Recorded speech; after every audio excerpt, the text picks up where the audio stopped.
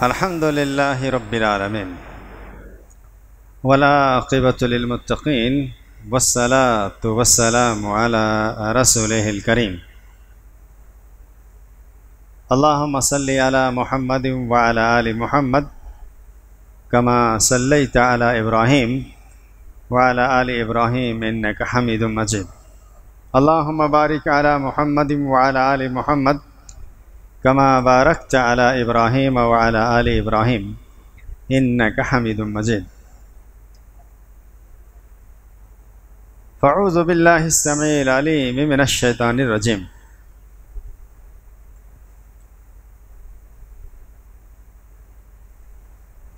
يا أيها الذين آمنوا اتقوا الله حق تقاته ولا تموتن إلا وأنتم مسلمون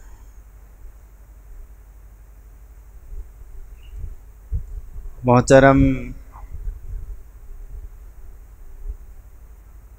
بزرگوں، اسلامی بہن بیٹیوں، نوجوانوں، دیگر سامعین و سامعات، آج کے اس ایک روزہ اجتماع میں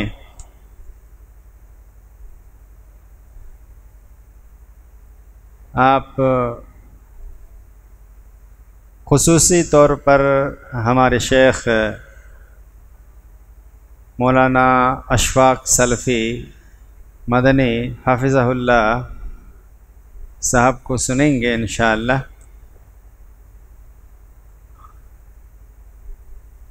اور اس پر میں بھی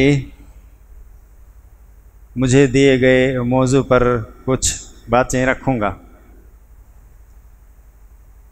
سب سے پہلے مشکور و ممنون ہوں ہمارے ان نوجوانوں کا، ذمہ داروں کا، جنہوں نے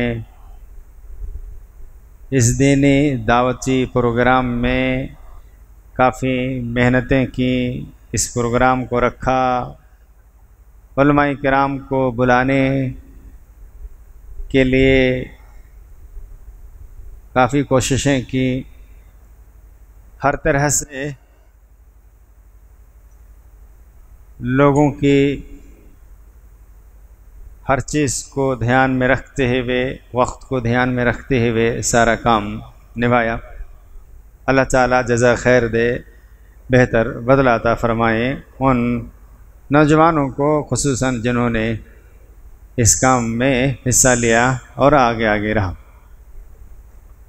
مجھے دیے گئے موضوع فتنوں کے دور میں نجات کی راہ۔ یہ حالت حاضرہ کے پیش نظر اس موضوع پر باتیں رکھنی چاہیے، کیونکہ یہ پرفتن دور ہے،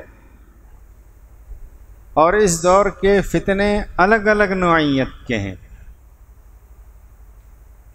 الگ الگ طرح کے ہیں۔ کچھ فتنے ایسے ہیں جو سمجھ میں نہیں آتا ہے کہ یہ فتنہ ہے بھی، اور آ کے جب چلا جاتا ہے تب معلوم ہوتا ہے کہ یہ فتنہ تھا۔ فتنہ کس کو کہتے ہیں پہلے تو اس کو سمجھنا چاہیے۔ فتنہ لغوی معنی، ورڈ میننگ، شبد کر جو ارتھ ہے وہ ہوتا ہے پگھلا دینا، جلا دینا۔ جب کسی سماج اور معاشرے میں فتنہ اٹھتا ہے کسی بھی بات کا، تو معاشرہ پگھل جاتا ہے، جل جانے کے مانند ہوتا ہے، معاشرہ ٹوٹ کر بکھر جاتا ہے، جیسے کوئی چیز پگھل کر پانی کی طرح ہو جاتا ہے، ویسے معاشرہ پگھل جاتا ہے۔ اور شرعی اصطلاح میں فتنہ خصوصاً آزمائش کو کہتے ہیں، ہر اس آزمائش کو کہتے ہیں جو انسان کے عقیدے اور ایمان اور دین پر لیا جائے۔ ہر اس آزمائش کو فتنہ کہتے ہیں جو انسان کی عقیدہ، دین اور ایمان پر آئے، اس کو فتنہ کہتے ہیں شرعی اصطلاح میں۔ جیسے کہ اللہ سبحانہ و تعالیٰ نے فرمایا، کفر کو ایک فتنہ کہا، سورہ بقرہ کی آیت ہے، آیت نمبر 193 میں، وَقَاتِلُوهُمْ حَتَّى لَا تَكُونُ فِتْنَةٌ۔ یا نبی صلی اللہ علیہ وسلم، کفار مشرکین سے آپ جنگ کریں یہاں تک کہ فتنہ ختم ہو جائے۔ وہ کیا ہے؟ کفر، شرک۔ تو کفر اور شرک کو فتنہ کہا گیا قرآن میں، اللہ سبحانہ و تعالیٰ نے کہا ہے۔ اور اسی طرح سے اللہ رب العالمین کے احکام، اللہ سبحانہ و تعالیٰ کے دین، اللہ سبحانہ و تعالیٰ کے جو نبیوں کے ذریعے، انبیاء کرام کے ذریعے اسلام لوگوں کو ملا ہے، ان تمام کے آڑے میں آنے والی چیز کو، یعنی کل ملا کر اسلامی امور سے، دینی احکام سے غافل کر دینے والی چیز کو بھی فتنہ کہتے ہیں۔ آپ کو کوئی چیز آپ کی نماز سے آپ کو غافل کر دیتا ہے، آپ کا کوئی کام آپ کی نماز سے آپ کو غافل کر دیتا ہے، تو وہ کام آپ کے لیے فتنہ ہے، چاہے وہ کام حلال ہی کیوں نہ ہو، کیونکہ وہ حلال کام آپ کو دین سے دور کر رہا ہے، اس کو اللہ نے فتنہ قرار دیا ہے۔ جیسے کہ اللہ سبحانہ و تعالیٰ نے سورہ تغابن میں آیت نمبر 15 میں فرمایا، انما اموالکم و اولادکم فتنہ، تمہارے مال، تمہاری اولاد یہ فتنہ ہے تمہارے لیے۔ کیونکہ جب ہم مال سے بہت زیادہ محبت کرنے لگتے ہیں، مال کی چاہت میں دین کو چھوڑ دیتے ہیں، مال حاصل کرنے کے کوشش میں ہم دینی امور سے غافل ہو جاتے ہیں، تو ہمارے لیے فتنہ ہے۔ ایسی ہی اولاد ہے، اولاد کی پرورش میں یا اولاد کی چاہت میں ہم اللہ تعالیٰ کے احکام کو چھوڑ دیں تو ہمارے لیے فتنہ ہے۔ اس لیے اللہ سبحانہ و تعالیٰ نے کہا کہ انما اموالکم و اولادکم فتنۃ، یہ بھی تمہارے لیے فتنہ ہے۔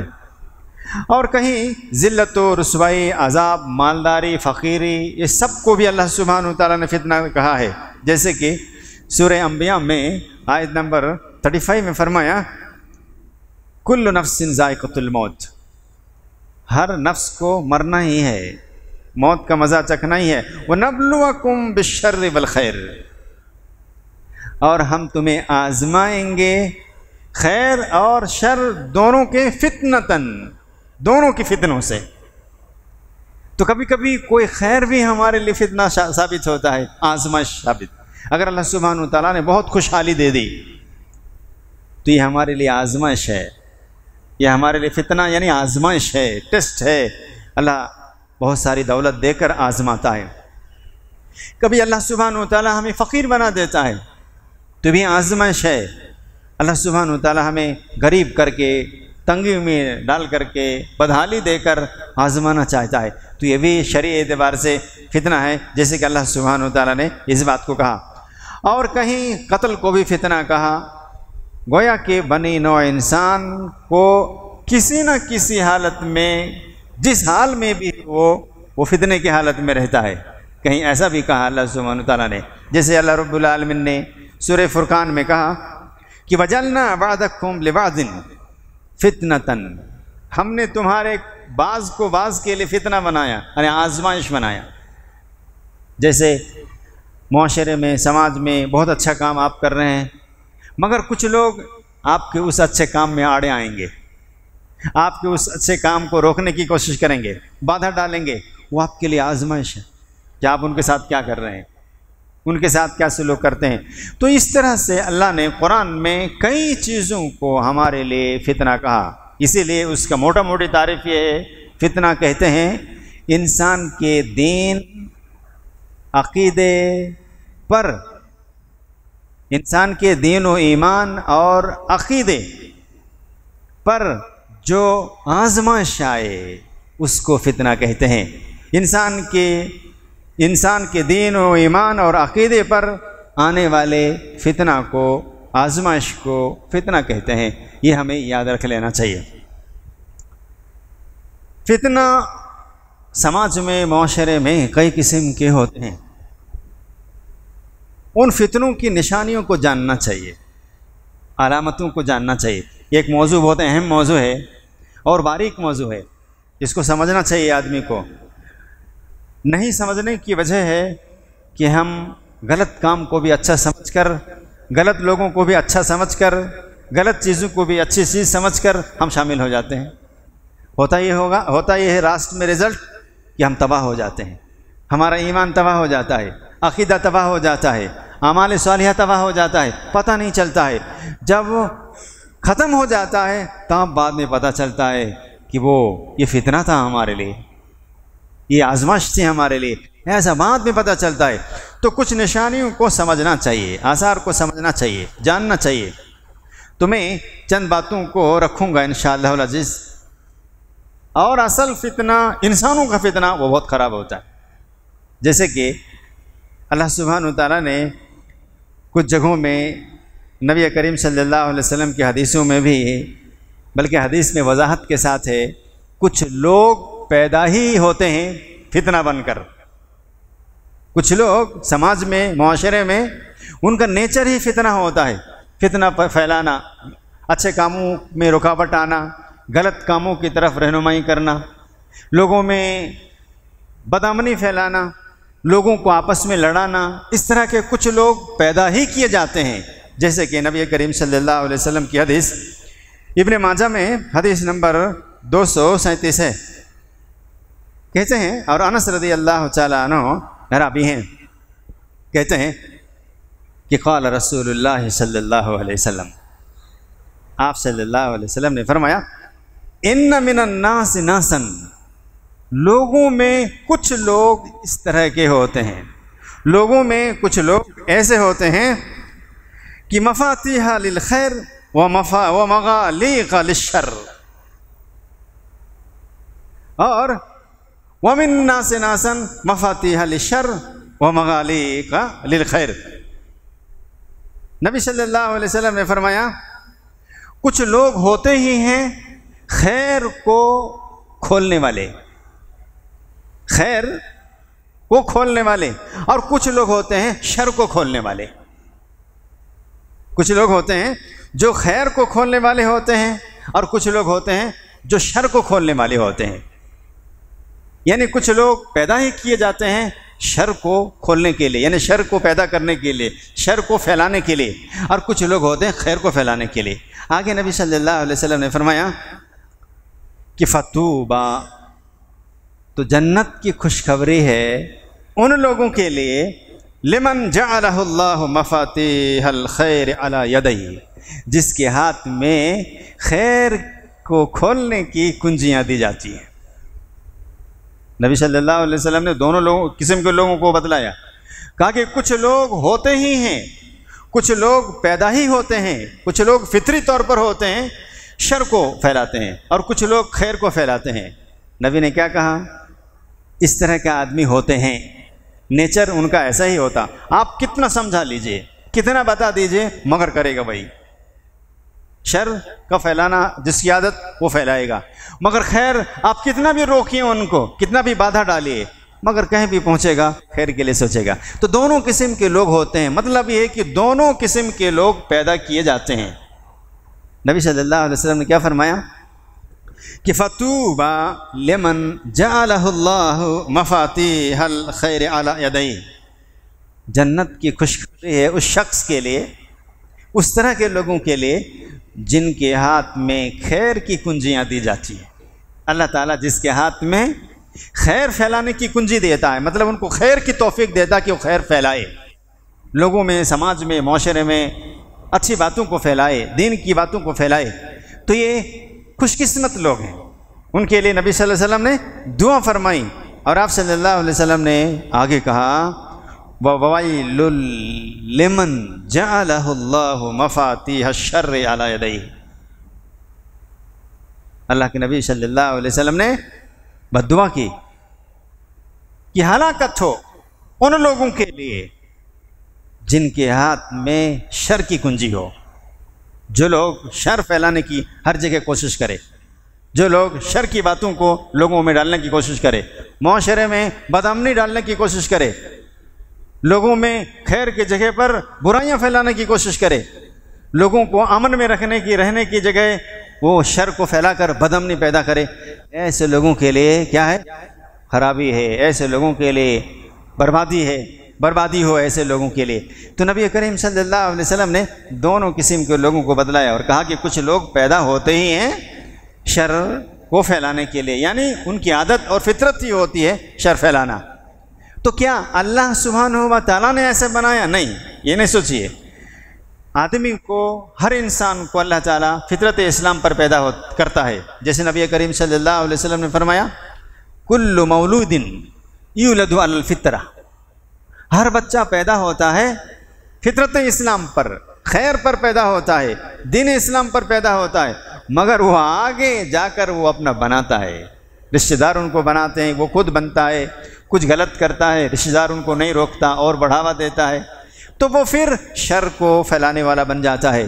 وہ بنتا خود ہے، اللہ سبحانہ و تعالیٰ ادھر ہی چھوڑ دیتا ہے، کیونکہ اللہ نے کہا وَنُوَلِّهِ مَا تَوَلَّى، آدمی جس طرف جانے کی کوشش کرتا ہے، جس کام کے کرنے کی کوشش کرتا ہے، اللہ اس کو اسی کام کے لیے راستہ دے دیتا ہے۔ اگر آپ اچھا کی کوشش کیجیے گا تو اللہ تعالیٰ آپ کو اچھائی کا راستہ دے گا، مگر آپ برائی کا راستہ اختیار کرنے کی کوشش کیجیے گا تو اللہ تعالیٰ وہی راستہ آپ کو دے دے گا۔ یہ اللہ سبحانہ تعالیٰ نے کہا ہے، ہم انسان کو اس کے چاہت کے مطابق، ان کے کرتوت کے مطابق، عملوں کے مطابق وہی دے دیتے ہیں۔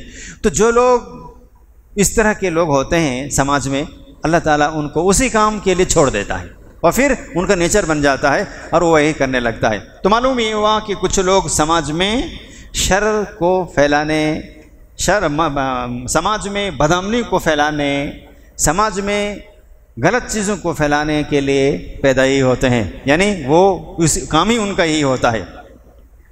فتنوں کی کچھ علامتیں ہم آپ کو بتلانا چاہتے ہیں کہ ہمیں سمجھنا چاہیے فتنہ کس کس طرح کے ہوتے ہیں۔ ہوتے تو بہت سارے ہیں، چند ہم رکھیں گے آپ کے سامنے تاکہ آپ سمجھیں۔ کیوں؟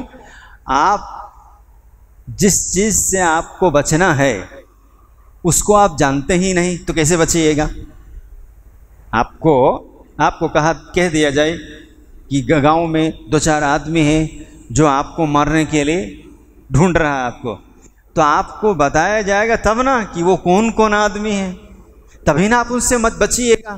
خالی اتنا کہہ دیا جائے کہ گاؤں میں 2-4 آدمی آپ کو ماریں گے تو آپ کس سے بچیے گا؟ سب سے ڈریے گا تب تو آپ کو بتانا پڑے گا کہ یہ فلاں آدمی ہے۔ تو فتنہ سے ہمیں بچنا ہے، مگر اس کی نشانیاں، علامتیں اور وہ کیا چیزیں ہیں یہ سمجھنے کی بات ہے۔ تو میں چند باتیں رکھوں گا انشاءاللہ آپ کے سامنے۔ یہ حالت حاضرہ میں یہ موضوع اور اس موضوع پر جو باتیں ہوتی ہیں، ان باتوں کو سمجھنے کی سخت ضرورت ہے، بلکہ اس موضوع کو بہت ڈیٹیل سے پیش کرنا چاہیے۔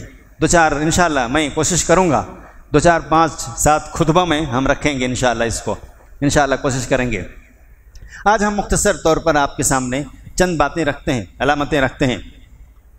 سب سے پہلی بات اور سب سے پہلا فتنہ ہم آپ کو جو سمجھانے جا رہے ہیں وہ ہے اللہ سبحانہ و تعالیٰ کی عبادت سے منحرف ہو جانا۔ بہت بڑا فتنہ ہے اللہ کی عبادت سے منحرف ہونا، اللہ سبحانہ و تعالیٰ کی عبادت سے روگردانی کرنا۔ جو آدمی اللہ کی عبادت سے روگردانی کر رہا ہے وہ آپ کے لیے بہت بڑا فتنہ ہے۔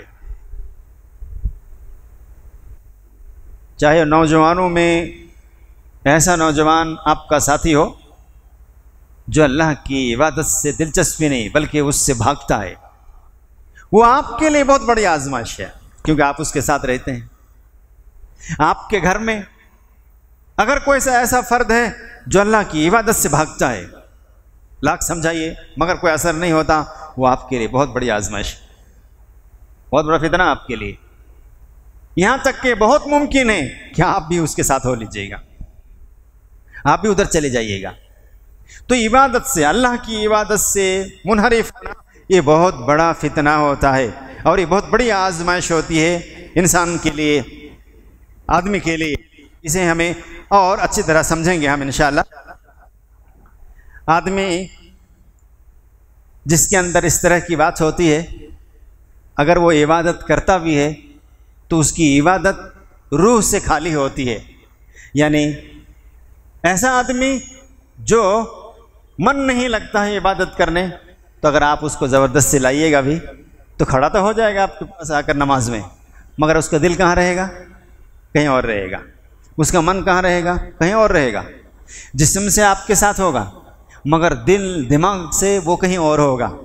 وہ عبادت کی روح سے ایک دم خالی ہوتا ہے اور ایک دم اس کا دل نہیں لگے گا۔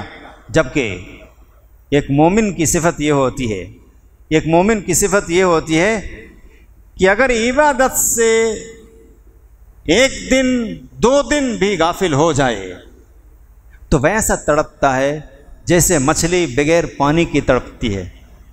وہ ویسے اس جاندار کی طرح پریشان ہوتا ہے جو جاندار آکسیجن کے بغیر، پانی کے بغیر، آکسیجن کے بغیر وہ پریشان ہوتا ہے۔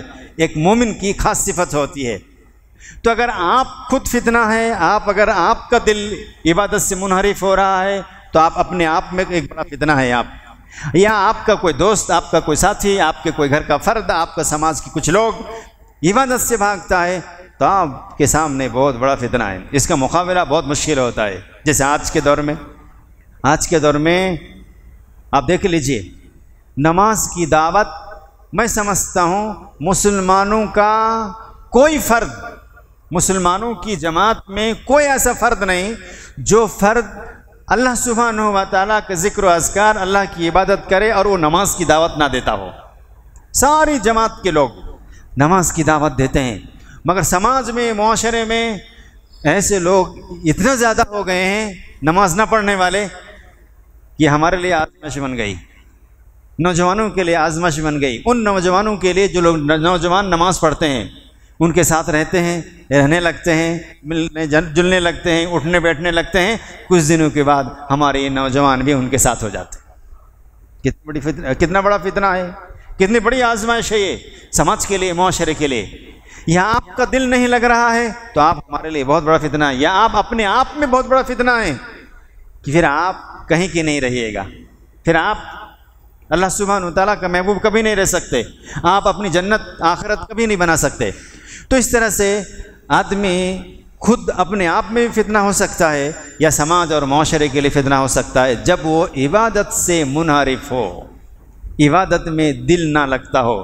جن نوجوانوں کا، جن لوگوں کا، جن مردوں کا، جن عورتوں کا دل عبادت میں نہیں لگتا، سمجھ لیجئے کہ یہ بہت بڑا فتنہ ہے، اپنے آپ میں بھی اور معاشرے اور سماج کے لیے بھی۔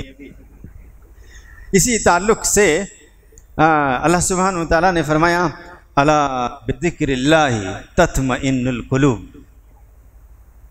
کہ جو اللہ سبحانہ وتعالیٰ کی عبادت نہیں کرتا اس کو سکون نہیں ملتا۔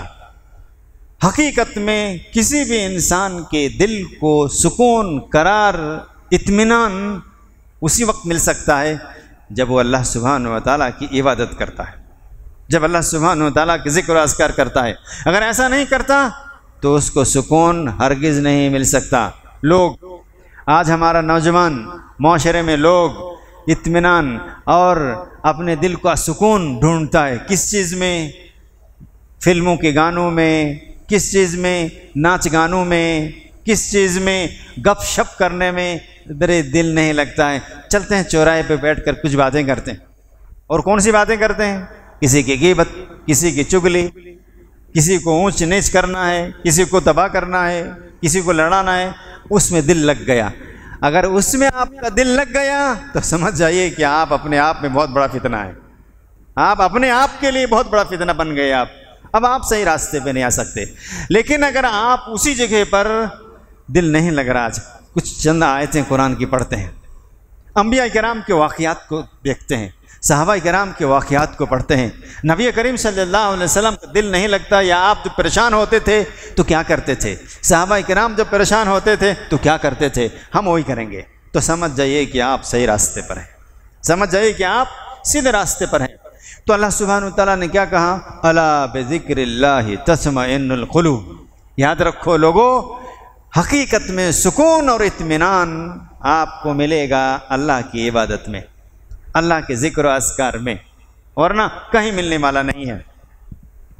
اور اس کے تعلق سے نبی کریم صلی اللہ علیہ وسلم کی ایک حدیث سن لیجئے، طبرانی کی روایت ہے، صحیح الجامع میں 3974 حدیث نمبر ہے۔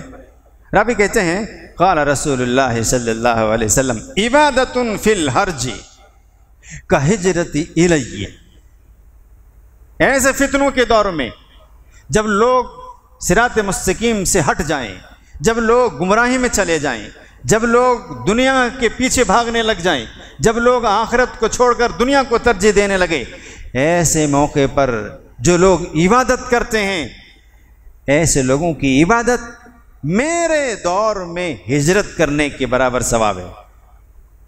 ایسے لوگوں کی عبادت کا ثواب میرے دور میں ہجرت کرنے والوں کے ثواب کے برابر ثواب ہے۔ کتنی بڑی بات ہے یہ۔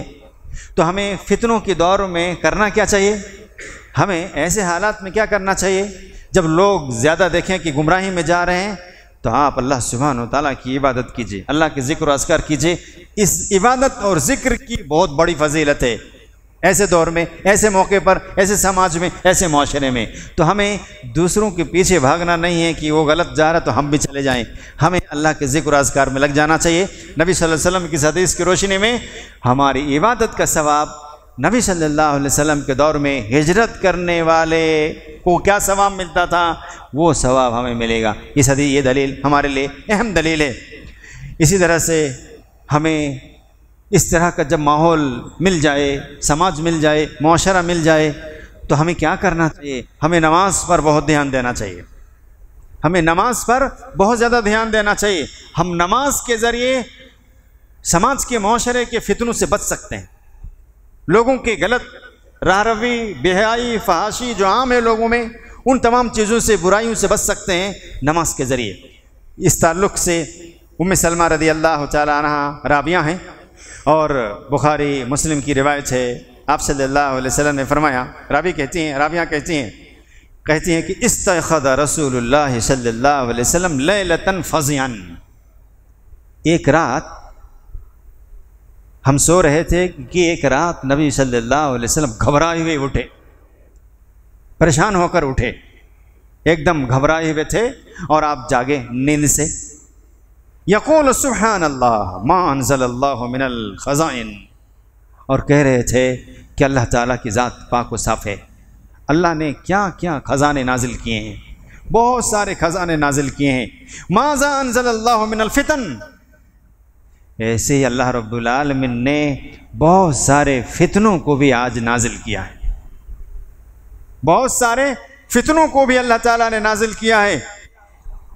من یوقظ صواحب الحجرات یصلین، کوئی ہے جو ہماری بیویوں کو اٹھائے کہ نماز پڑھے تاکہ ان فتنوں سے بچ سکے۔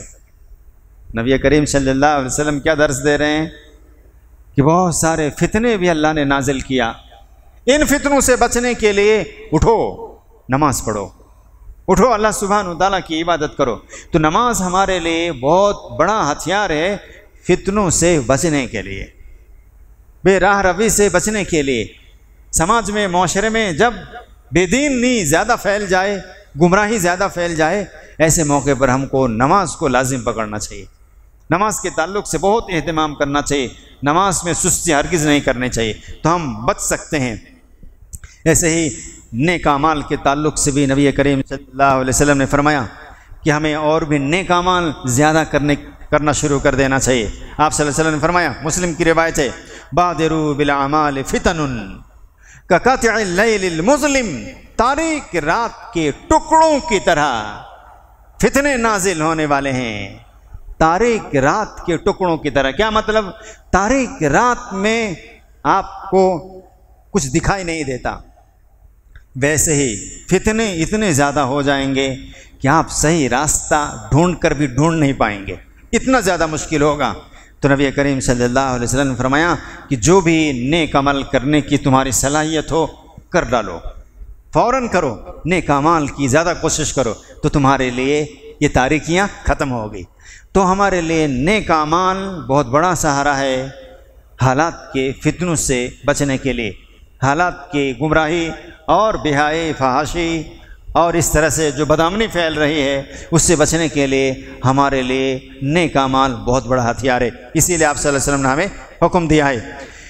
یہ ہوتا کیا ہے، کبھی کبھی ظالم حکمرانوں کے ذریعے بھی آزمائے جاتے ہیں ہم لوگ، ظالم حکمرانوں کے ذریعے جب آزمائے جاتے ہیں تو یہ بھی ہمارے لیے بہت بڑا فتنہ ہوتا ہے۔ یہ اتنا بڑا فتنہ ہوتا ہے کہ ہم لوگ پھر بچ نہیں پاتے ہیں، یہاں تک کہ ہم لوگ پچھلے سالوں، پچھلے وقتوں میں دیکھ چکے ہیں کئی کنٹری، کئی ممالک، اور آج بھی فرانس وغیرہ میں نیک اعمال پر کس طرح سے پابندیاں لگائی جا رہی ہیں، قرآن پر کیسے کیسے پابندی لگا رہے ہیں، قرآن کی اشاعت پر کیسے کیسی پابندی لگا رہے ہیں، دین کے احکام کو بجا لانے پر کیسی پابندی لگائی جا رہی ہے۔ نبی کریم صلی اللہ علیہ وسلم نے فرمایا کہ جب اس طرح کی بات ہو تو دیکھنا تم لوگ اس وقت نیک اعمال کی طرف جانا۔ اور اس تعلق سے سید التابعین امام حسن بصری رحمہ اللہ کی ایک نصیحت بہت اچھی ہے، ہمیں سننا چاہیے اور اس کو سمجھنا چاہیے۔ کچھ لوگ حجاج بن یوسف تاریخ جو ہمارے بچے لوگ پڑھے ہوں گے اسلامی تاریخ تو جانتے ہیں، حجاج بن یوسف جو خلیفہ بنے تو لوگوں پر بہت ظلم کیا، انہوں نے بہت زیادہ ظلم کیا۔ تو حجاج بن یوسف کا مقابلہ کے لیے کچھ نوجوان اٹھے اور ان کے پاس، کن کے پاس؟ حسن بصری رحمہ اللہ کے پاس آئے۔ تب انہوں نے نصیحت کی تھی، انہوں نے نصیحت کیا کی تھی؟ انہوں نے نصیحت کی تھی، تلقین کی تھی۔ قال الحسن البصری یا ایھا الناس، اے لوگو، انہ ما سلط اللہ الحجاج علیکم الا عقوبۃ، حجاج بن یوسف کو تمہارے اوپر بطور عذاب مسلط کیا ہے۔ لوگو یاد رکھو، کہا حسن بصری رحمہ اللہ نے کہ لوگو یاد رکھو، حجاج بن یوسف کو تمہارے اوپر بطور عذاب مسلط کیا ہے، بطور عذاب مسلط کیا ہے۔ اور فلا تعارضوا عقوبۃ اللہ بالسیف، تو جو عذاب بطور عذاب مسلط کیا گیا تم اس کو تلوار سے کبھی ہرا نہیں سکتے، تم اس کے ساتھ تلوار سے مت لڑنا، تم اس کے ساتھ تلوار کے ذریعے لڑنا مت، کیا کرنا؟ وَلَكِنْ عَلَيْكُمْ بِالسَّكِينَةِ وَالتَّضَرُّعِ، بلکہ تم عاجزی اور گڑ گڑا کر اللہ سبحانہ وتعالیٰ کے سامنے رونا۔ یہ ایک نصیحت ہم اس لیے بھی اس کو نوٹ کیے تھے کہ آج کی حالت کے مطابق، آج کا جو دور چل رہا ہے، آج جو ہمارے اوپر مسلط ہے ظالم لوگ، ان کے تعلق سے میں کہنا چاہتا ہوں، کچھ ہمارے نوجوان جذبات میں آ جاتے ہیں، ہم یہ کر دیں گے، ہم وہ کر دیں گے۔ ہم سے زیادہ عقل مند، ہم سے زیادہ دیندار، ہم سے زیادہ ہوشیار، ہم سے زیادہ تجربہ کار حسن بصری رحمہ اللہ تابعی ہے، کہتے ہیں کہ جب اللہ تعالیٰ کسی شخص کو تم پر مسلط کر دے تو تم اس سے لڑو مت، لڑ کر تم جیت نہیں سکتے ہو، کیوں؟ وہ اللہ رب العالمین نے بطور عذاب مسلط کیا ہے۔ جب عذاب بطور عذاب مسلط کر دے کسی کو تو تم اس کو ہرا نہیں سکتے، تمہیں اس سے لڑنا نہیں چاہیے۔ تو سمجھا رہے ہیں کہ ایھا الناس انہ ما سلط اللہ الحجاج علیکم الا عقوبۃ، تمہارے اوپر بطور عذاب مسلط کیا ہے اللہ رب العالمین نے حجاج بن یوسف کو۔ فلا تعارضوا عقوبۃ اللہ، تو اللہ کے عذاب سے تم مت لڑو بالسیف، تلوار کے ذریعے، ولیکن علیکم بالسکینۃ والتضرع، بلکہ کیا کرو؟ بلکہ کرو اللہ کے سامنے خوب رو، عاجزی کے ساتھ گڑ گڑا کر خوب اللہ سے بولو کہ اللہ اس ظالم بادشاہ کو ہمارے پر سے ہٹا دے، اس ظالم کو اللہ سبحانہ وتعالیٰ تو ٹال دے، اس ظالم کو اللہ تعالیٰ کچھ نہ کچھ اس کا فیصلہ کر دے، خوب رو کر بولو۔ یہ ہمارے لیے بہت بڑی نصیحت ہے، خاص طور سے ہمارے ان نوجوانوں کے لیے جو نوجوان جذبات میں آ کر غلط سلط قدم اٹھا لیتے ہیں اور کہتے ہیں کہ ہم کافر کے مقابلے میں کیوں نہیں لڑیں گے۔ حسن بصری رحمہ اللہ نصیحت کرتے ہیں، جب اللہ تعالیٰ نے عذاب کے طور پر مسلط کیا تو تم کیسے ٹال سکتے ہو؟ تم اس کو کیسے ہٹا سکتے ہو؟ ایک ہی طریقہ ہے، وہ لڑ کر نہیں، اللہ کے سامنے رو کر، اللہ کے سامنے گڑ گڑا کر۔ آج ہمارے اوپر جو حالات ہیں، آج ہمارے اوپر جو حالات ہیں، آج مسلمانوں پر جو حالتیں پیش ہیں، کیا ان حالتوں میں ہمیں اللہ کے اور زیادہ قریب نہیں ہو جانا چاہیے؟ کیا ان حالتوں میں اللہ کے سامنے ہمیں رو کر گڑ گڑا کر اپنی دعاؤں کو نہیں رکھنا چاہیے؟ لیکن ایسا نہیں ہے۔ سماج میں ہمارے ان نوجوانوں کو یہ بتایا نہیں جا رہا ہے، ہمارے ان لوگوں کو یہ سمجھایا نہیں جا رہا ہے کہ تم اللہ کے سامنے آؤ، تم اللہ کی عبادت میں آؤ، تم اللہ کے قریب ہو جاؤ، یہ عذاب ٹل جائے گا۔ یہ نہیں کہا جا رہا، اور گلایا جا رہا ہے، اس سے سیاسی روٹی بھی سینکا جا رہا ہے۔ بچوں کو، نوجوانوں کو، لوگوں کو ورگلا کر پارٹی تیار کیا جاتا ہے اور مقابلے کے لیے کھڑا کیا جاتا ہے۔ کیوں؟ اس میں ان کو سیاسی فائدہ ہے۔ یہ ہرگز نہیں کریے، یہ ہرگز اس نسخے پر عمل نہ کیجیے۔ اس نسخے پر عمل کیجیے جو تابعین کیا کرتے تھے اور جنہوں نے نصیحت کر کے گئے ہیں کہ کبھی بھی بطور عذاب جو مسلط بادشاہ ہو جائے اس کو کبھی لڑ کر ہرا نہیں پاؤ گے، تم اللہ کے سامنے رو کر گڑ گڑا کر ہی اس کو ہٹا سکتے ہو۔ یہ اصل نسخہ ہے۔ تو ہمیں کیا کرنا چاہیے؟ ہمیں اللہ کے بہت زیادہ قریب ہونا چاہیے، نماز کی خوب پابندی کرنی چاہیے، سجدہ میں، تشہد میں اللہ سبحانہ و تعالیٰ سے خوب دعائیں کرنی چاہیے، ہمیں اللہ رب العالمین سے گڑ گڑا کر رو کر بتانا چاہیے کہ اللہ ہم پر ظلم ہو رہا ہے۔ اللہ چاہے گا منٹوں میں، سیکنڈوں میں ایسے حالات پیدا کر دیں گے کہ کچھ نہ کچھ دیکھتے ہی دیکھتے ختم ہو جائے گا۔ تو انشاءاللہ اس نسخے پر ہم لوگوں کو عمل کرنا چاہیے۔ تو فتنے کے دور میں کیا کرنا چاہیے؟ ہمیں اللہ کے بہت زیادہ قریب ہو جانا چاہیے، اللہ سبحانہ و تعالیٰ کے سامنے ہمیں خوب رو کر گڑ گڑا کر دعا کرنی چاہیے۔ اور اس کے بعد تب کہتے ہیں حسن بصری رحمہ اللہ، یہ کہنے کے بعد کہتے ہیں کہ فَإِنَّ اللَّهَ يَقُولُ، دلیل پیش کرتے ہیں کہ لوگوں، اللہ کے عذاب کو تم تلوار کے ذریعے ٹال نہیں سکتے ہو، کیونکہ اللہ سبحانہ و تعالیٰ کہتا ہے کہ وَلَقَدْ أَخَذْنَاهُمْ بِالْعَذَابِ فَمَا اسْتَكَانُوا لِرَبِّهِمْ وَمَا يَتَضَرَّعُونَ، سورہ مومنون میں آیت نمبر 76 میں ہے کہ ہم نے ان لوگوں پر عذاب بھیجا، ہم نے ان کو عذاب سے دوچار کیا، مگر وہ ہمارے سامنے گڑ گڑائے نہیں، روئے نہیں، عاجزی نہیں کی، تو ہم نے غرق کر دیا۔ اللہ نے کیا کہا؟ ہم نے لوگوں کو عذاب میں گرفتار کیا، اس عذاب میں گرفتار ہونے کے بعد لوگوں کو چاہیے تھا کہ ہمارے سامنے روتے، گڑ گڑاتے، عاجزی کرتے تو میں ٹال دیتا، لیکن انہوں نے ایسا نہیں کیا، اس لیے میں نے تباہ کر دیا۔ یہ حسن بصری رحمہ اللہ اس آیت کو تلاوت کر کے ہمیں نصیحت کی ہے۔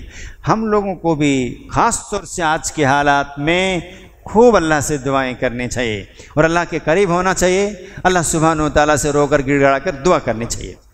اسی طرح سے فتنے کی ایک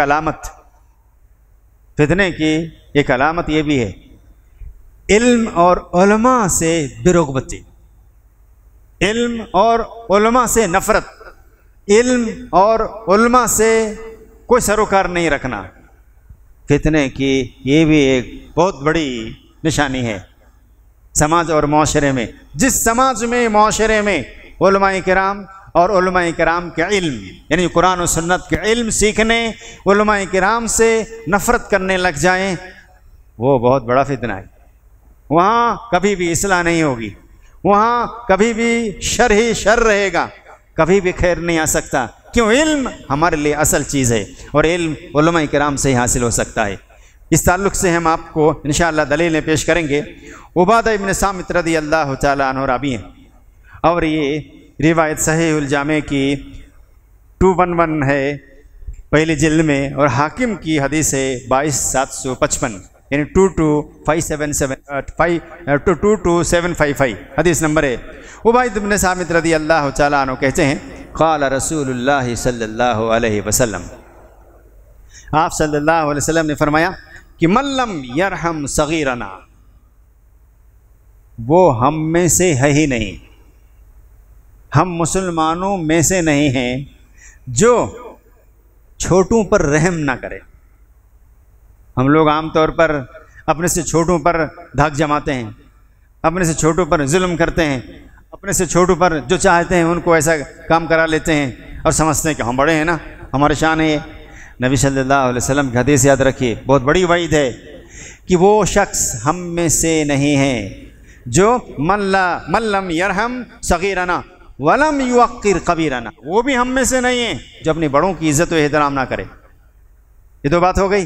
تیسری بات، وَيَعْرِفْ لِعَالِمَنَا حَقَّهُ، وہ بھی ہم میں سے نہیں ہے جو علماء کرام کے حق کو نہ پہچانے، جو علماء کرام کی ناقدری کرے، وہ بھی ہم میں سے نہیں ہے۔ ایک دوسری روایت میں وفی روایتن وَيَفِي لِعَالِمِنَا، ہمارے عالم کا پاس و لحاظ نہ رکھے، کیونکہ علم علماء کرام سے ہی حاصل ہو سکتا ہے۔ اگر آج سماج میں، معاشرے میں آپ دو بات جانتے ہیں، کس نے سکھایا آپ کو؟ اگر آپ یہ جانتے ہیں کہ ہمیں نماز پڑھنا چاہیے، کس نے بتایا آپ کو؟ اگر آپ یہ جانتے ہیں کہ ہمیں غسل کیسے کرنا چاہیے، کہاں سے سیکھا آپ نے؟ اگر آپ یہ جانتے ہیں کہ ہمیں وضو کیسے کرنا چاہیے، کہاں سے سیکھا آپ نے؟ اگر آپ یہ جانتے ہیں کہ اذان دینا چاہیے، یہ کہاں سے سیکھا آپ نے؟ اگر آج آپ نے جانا کہ روزہ کیسے رکھنا چاہیے، حج کیسے کرنا چاہیے، زکوٰۃ کیسے دینا چاہیے، کہاں سے سیکھا آپ نے؟ کسی نہ کسی عالم سے سیکھا آپ نے، کوئی نہ کوئی عالم نے آپ کو سکھایا۔ قرآن آپ نے پڑھنا کیسے سیکھا؟ کسی نہ کسی عالم نے آپ کو سکھایا۔ اسی لیے نبی کریم صلی اللہ علیہ وسلم نے یہ اتنی بڑی وعید کے ساتھ بات بتلائی کہ وہ ہم میں سے ہے ہی نہیں جو اپنے علماء کرام کے حق کو نہ پہچانے۔ حدیث میں آپ کو کہیں نہیں ملے گا، کسی بھی دلیل میں نہیں ہے کہ علماء کرام عوام کے حق کو نہ جانا، ایسا کہیں نہیں ہے، مگر یہ ہے عوام علماء کرام کو حق کو نہ پہچانا۔ علماء کرام کا حق ہے عوام پر، عوام کا حق ہے علماء کرام پر، کسی دلیل میں نہیں ہے۔ سوچ لیجئے، ڈھونڈ لیجئے گا، پوچھ لیجئے گا، مگر یہ دلیل ہے۔ مگر ابھی تو الٹا معاملہ ہے، ابھی تو الٹا معاملہ، سارا حق علماء کرام پر عوام جماتے ہیں کہ ہمارا حق ہے، وہ کیوں نہیں بتائے گا، کیوں نہیں بتائے گا، کیوں نہیں دے گا، کیوں نہیں سمجھائے گا؟ ایسا نہیں ہے۔ حقیقت بات یہ ہے کہ علماء کرام کے حقوق ہیں عوام پر۔ یہ حدیث کی دلیل موجود ہے کہ جس نے نہ سمجھا، جس نے نہ کیا، جس نے وَيَعْرِفْ لِعَالِمِنَا حَقَّهُ، جس نے علماء کرام کے حقوق کو نہ پہچانا، ان کے حق کو ادا نہ کیا، تو ہمیں یہ بڑی وعید ہے۔ ہمیں علم اور علماء کرام سے نفرت نہیں کرنی چاہیے، ہمیں علم اور علماء کرام سے دور نہیں رہنا چاہیے۔ کیوں؟ جس دن آپ یہ کر لیجئے گا، آپ کا جنازہ باہر رہ جائے گا۔ اگر عالم سے آپ نفرت کریں گے، اگر آپ علماء کرام اور علم سے نفرت کریں گے، تو آپ کو نکاح کرنے کا طریقہ نہیں معلوم ہوگا، آپ کو استنجا کرنے کا طریقہ معلوم نہیں ہوگا، آپ کا نکاح کوئی پڑھانے والا نہیں رہے گا، آپ زندگی کے کسی بھی گوشے میں کامیاب نہیں ہو سکتے ہیں علم اور علماء کرام سے دور رہ کر۔ ہر جگہ پر، ہر موڑ پر آپ کو سہارا لینا ہوگا۔ اسی لیے نبی کریم صلی اللہ علیہ وسلم نے اتنی بڑی بات کہہ دی۔ تو ہمیں اس بات کا بھی دھیان رکھنا چاہیے، یہ بھی ہمارے لیے فتنہ ہے، آزمائش ہے کہ جب ہم جس دن علماء کرام اور علم سے دور ہو جائیں گے، تو یہ سمجھیے کہ ہماری زندگی کا بہت بڑا فتنہ ہے یہ۔ کبھی بھی ایسا سوچنا نہیں چاہیے اور نہ کرنا چاہیے۔ ایک بار کچھ شرپسند لوگ، فتنہ میں مبتلا لوگ، اور اس میں کچھ حفاظ کرام بھی شامل تھے۔ ایک واقعہ سنا رہے ہیں امام حسن بصری رحمہ اللہ کا۔ ایک بار کچھ شرپسند لوگ، جس میں حفاظ کرام بھی شامل تھے، وہ لوگ، یہ میں حوالے سے پیش کر رہا ہوں، یہ الطبقات الکبریٰ، اس حوالے سے آپ کو کہہ رہا ہوں، اور ایسی تاریخ دمشق، اس میں بھی یہ واقعہ موجود ہے۔ تو یہ امام حسن بصری رحمہ اللہ کے پاس وہ لوگ آتے ہیں اور کہتے ہیں، کیا کہتے ہیں کہ ما تقول فی هذه الطاغیہ الذی اکل مال الحرام وسفک دم الحرام وترک الصلاۃ وفعل فعل۔ آ کر پوچھتے ہیں کہ آپ اس شخص کے بارے میں، اس گمراہ کے بارے میں، اس ظالم کے بارے میں کیا کہیں گے؟ حجاج بن یوسف کے تعلق سے پوچھا تھا کہ اس ظالم کے بارے میں آپ کیا کہتے ہیں جو لوگوں کا مال حرام طریقے سے کھا لیا، جس نے لوگوں کا حرام طریقے سے خون بھی بہا دیا، ناحق خون بہایا، اور جو لوگ اس طرح، جو آدمی اور بھی غلط سلط کام کرتا ہے، آپ اس کے بارے میں کیا کہتے ہیں؟ یہ بہت بڑی نصیحت کا واقعہ ہے، آگے چل کر آپ کو ملے گی علماء کرام کے تعلق سے، علم کے تعلق سے۔ تو جب وہ پوچھتے ہیں آ کر تو یہ کہتے ہیں، جواب کیا دیتے ہیں؟ جواب دیتے ہیں فقال الحسن البصری، حسن بصری کہتے ہیں کہ اللہ تقاتلوہ فإنها ان تکن عقوبۃ من اللہ تعالی فما انتم برادی عقوبۃ اللہ باسیافکم۔ لوگو، نوجوانوں، یہ شخص ایسا ہے کہ ان کے ساتھ تم جہاد یا قتال مت کرو، ان کے ساتھ جھگڑا مت کرو، ان کے ساتھ قتال مت کرو۔ کیوں؟ اگر یہ اللہ سبحانہ و تعالیٰ کی طرف سے تمہارے لیے بطور عذاب متعین کیا گیا ہے، مسلط کیا گیا ہے، تو یاد رکھو اس عذاب کو تم ٹال نہیں سکتے اپنی تلواروں سے۔ وَإِن تَكُن وَإِن يَكُن بَلَاءٌ، اور اگر یہ تمہارے لیے ایک مصیبت ہے، بس عذاب نہیں، بطور عذاب مسلط نہیں کیا، بلکہ بطور مصیبت وقتی طور پر انہوں نے، اللہ سبحانہ وتعالیٰ نے ان کو تمہارے اوپر مسلط کیا ہے، تمہارے سامنے ہے، تو یاد رکھو فَاصْبِرُوا حَتَّى يَحْكُمَ اللَّهُ حَتَّى يَحْكُمَ اللَّهُ، تو صبر کرو اللہ سبحانہ وتعالیٰ کے لیے یہاں تک کہ اللہ کا کوئی نہ کوئی فیصلہ آ جائے گا۔ ان سے لڑو مت۔ اگر اللہ سبحانہ وتعالیٰ نے بطور عذاب تمہارے اوپر حجاج بن یوسف کو مسلط کیا ہے تو اس عذاب کو تم ٹال نہیں سکتے لڑ کر، اور اگر تمہارے لیے ایک وقتی طور پر مصیبت ہے تو اس مصیبت پر صبر کرو، اس مصیبت پر صبر کرو، اس مصیبت پر صبر کرو گے تو اللہ سبحانہ وتعالیٰ کا کچھ نہ کچھ حکم آئے گا، وَهُوَ خَيْرُ الْحَاكِمِينَ، کیونکہ اللہ تعالیٰ بہترین فیصلہ کرنے والا ہے، صحیح فیصلہ تمہارے حق میں آئے گا۔ اور کہا فَخَرَجُوا مِنْ عِنْدِهِ وَهُمْ يَقُولُونَ أَنُطِيعُ هَذَا الْعِلْجِ، جیسے ہی انہوں نے یہ بات سنی وہ آئے تھے اس توقع سے کہ یہ عالم ہمارا ساتھ دے گا، مگر جیسے ہی اس طرح کی نصیحت کی تبھی کیا کہہ کر نکلے پتہ ہے؟ وہ نوجوان یہ کہتے ہوئے نکلے وَهُمْ يَقُولُونَ أَنُطِيعُ هَذَا الْعِلْجِ، ارے چلو یہاں سے، اس گدھے، جنگلی گدھے کی ہم لوگ پیروی کریں گے، اس جنگلی گدھے کی ہم لوگ بات مانیں گے۔ اور لاسٹ میں ہوا یہ کہ ان تمام لوگوں کو حجاج بن یوسف کی فوج نے تہس نہس کر کے برباد کر دیا، قتل کر کے ختم کر دیا۔ علماء کرام کی اس بات کو کیا کہا؟ ان کے موافق بات نہیں ہوئی تو کیا کہا؟ جنگلی گدھا۔ عالم کو، حسن بصری رحمہ اللہ کو، ان نوجوانوں نے، ان حافظوں نے، جی ہاں کبھی کبھی حفاظ کرام بھی شامل ہو جاتے ہیں بڑے بڑے فتنے میں، تو کہا کہ ان نوجوانوں نے، ان حافظوں نے کیا کہا کہ یہ کہتے ہوئے نکل گئے کہ اس جنگلی گدھے کی بات ہم لوگ مانیں گے؟ کیوں مانیں گے؟ ہم لوگ لڑیں گے۔ اور لاسٹ نتیجہ کیا ہوا؟ سب کے سب قتل کر دیے گئے۔ تو یہ بات اس بات کی دلیل ہے کہ سماج میں، معاشرے میں علماء کرام سے کچھ لوگ اگر اپنی موافقت پر بات نہیں ہوتی، اپنے من کے مطابق بات نہیں ہوتی، اپنی چاہت کے مطابق بات نہیں ہوتی تو اس کو لعن طعن کرتے ہیں۔ یہ ابھی کی بات نہیں ہے، یہ شروع سے ہے، یہ قیامت تک ایسے ہی رہے گا۔ جب اپنے موافق میں بات نہیں ہوتی، اپنی بات نہیں مانی جاتی، تو نبی کریم صلی اللہ علیہ وسلم سے بھی روٹ کر منافقین چلے آئے جنگ احد کے موقع پر، دیکھیں نا سب کیسے چلے آئے۔ نبی کریم صلی اللہ علیہ وسلم نے جب ان کی موافقت بات نہیں کی، انہوں نے جو مشورہ دیا اس مشورے کو نہیں مانا، تو منافقین بھی الگ ہو گئے۔ تو اس طرح سے ہوتا ہی ہے سماج میں، لیکن یہ بدنصیبی ہے ان لوگوں کی جو لوگ علماء کرام کو لعن طعن کرنا شروع کر دیتے ہیں تب جب ان کے من کے مطابق بات نہیں ہوتی۔ یہ سماج میں ہمیشہ پایا جاتا ہے۔ تو حسن بصری رحمہ اللہ کے دور میں بھی یہ لوگ تھے اور یہ لوگ اس طرح کہہ کر نکل گئے۔ تو ہمیں کبھی بھی علماء کرام کا احترام کرنا چاہیے، ان کا حق دینا چاہیے، حافظ ابن عساکر رحمہ اللہ یہ کہتے ہیں کہ دیکھو یہ علم یا اخی ان لحوم العلماء مسمومۃ، علماء کرام کے تعلق سے حافظ ابن عساکر یہ کہتے ہیں کہ یاد رکھو علماء کرام کا گوشت بہت زہریلا ہوتا ہے۔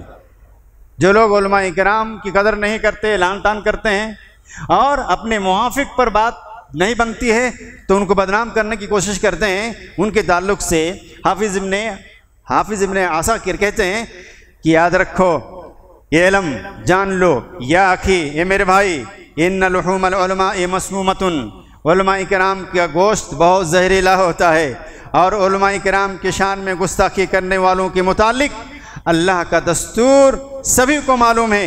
جو شخص اپنی زبان سے علماء کرام کو تکلیف پہنچاتا ہے تو اللہ تعالیٰ اس کی موت سے پہلے اس کے دل کو مار دیتا ہے۔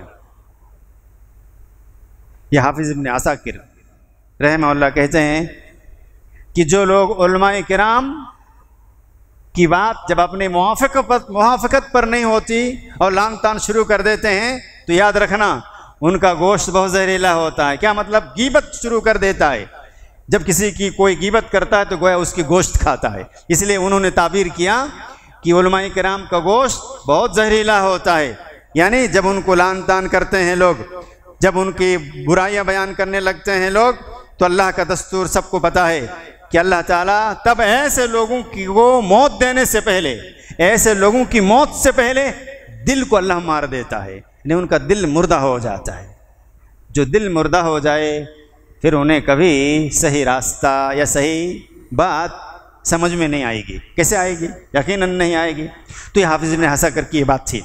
تو فتنوں کی نشانیوں میں سے 2-3 نشانی، ایک اور سنیے، بے علم فتنے کی ایک اہم نشانی یہ بھی ہے کہ بے علم اور نادانوں کی چودراہٹ، بے علم اور نادان لوگ گارجین بن جائیں گے، معاشرے اور سماج کو چلانے والے بن جائیں گے، معاشرے اور سماج کی رہنمائی کرنے والے بن جائیں گے، معاشرے اور سماج کو جدھر چاہیں گے ادھر موڑیں گے۔ یہ ان لوگوں کی جب غلبہ آ جائے ان لوگوں کا تو سمجھو کہ ایک بہت بڑا فتنہ ہے۔ یہ حالات میں لوگوں میں سماج میں بہت بڑا فتنہ ہے۔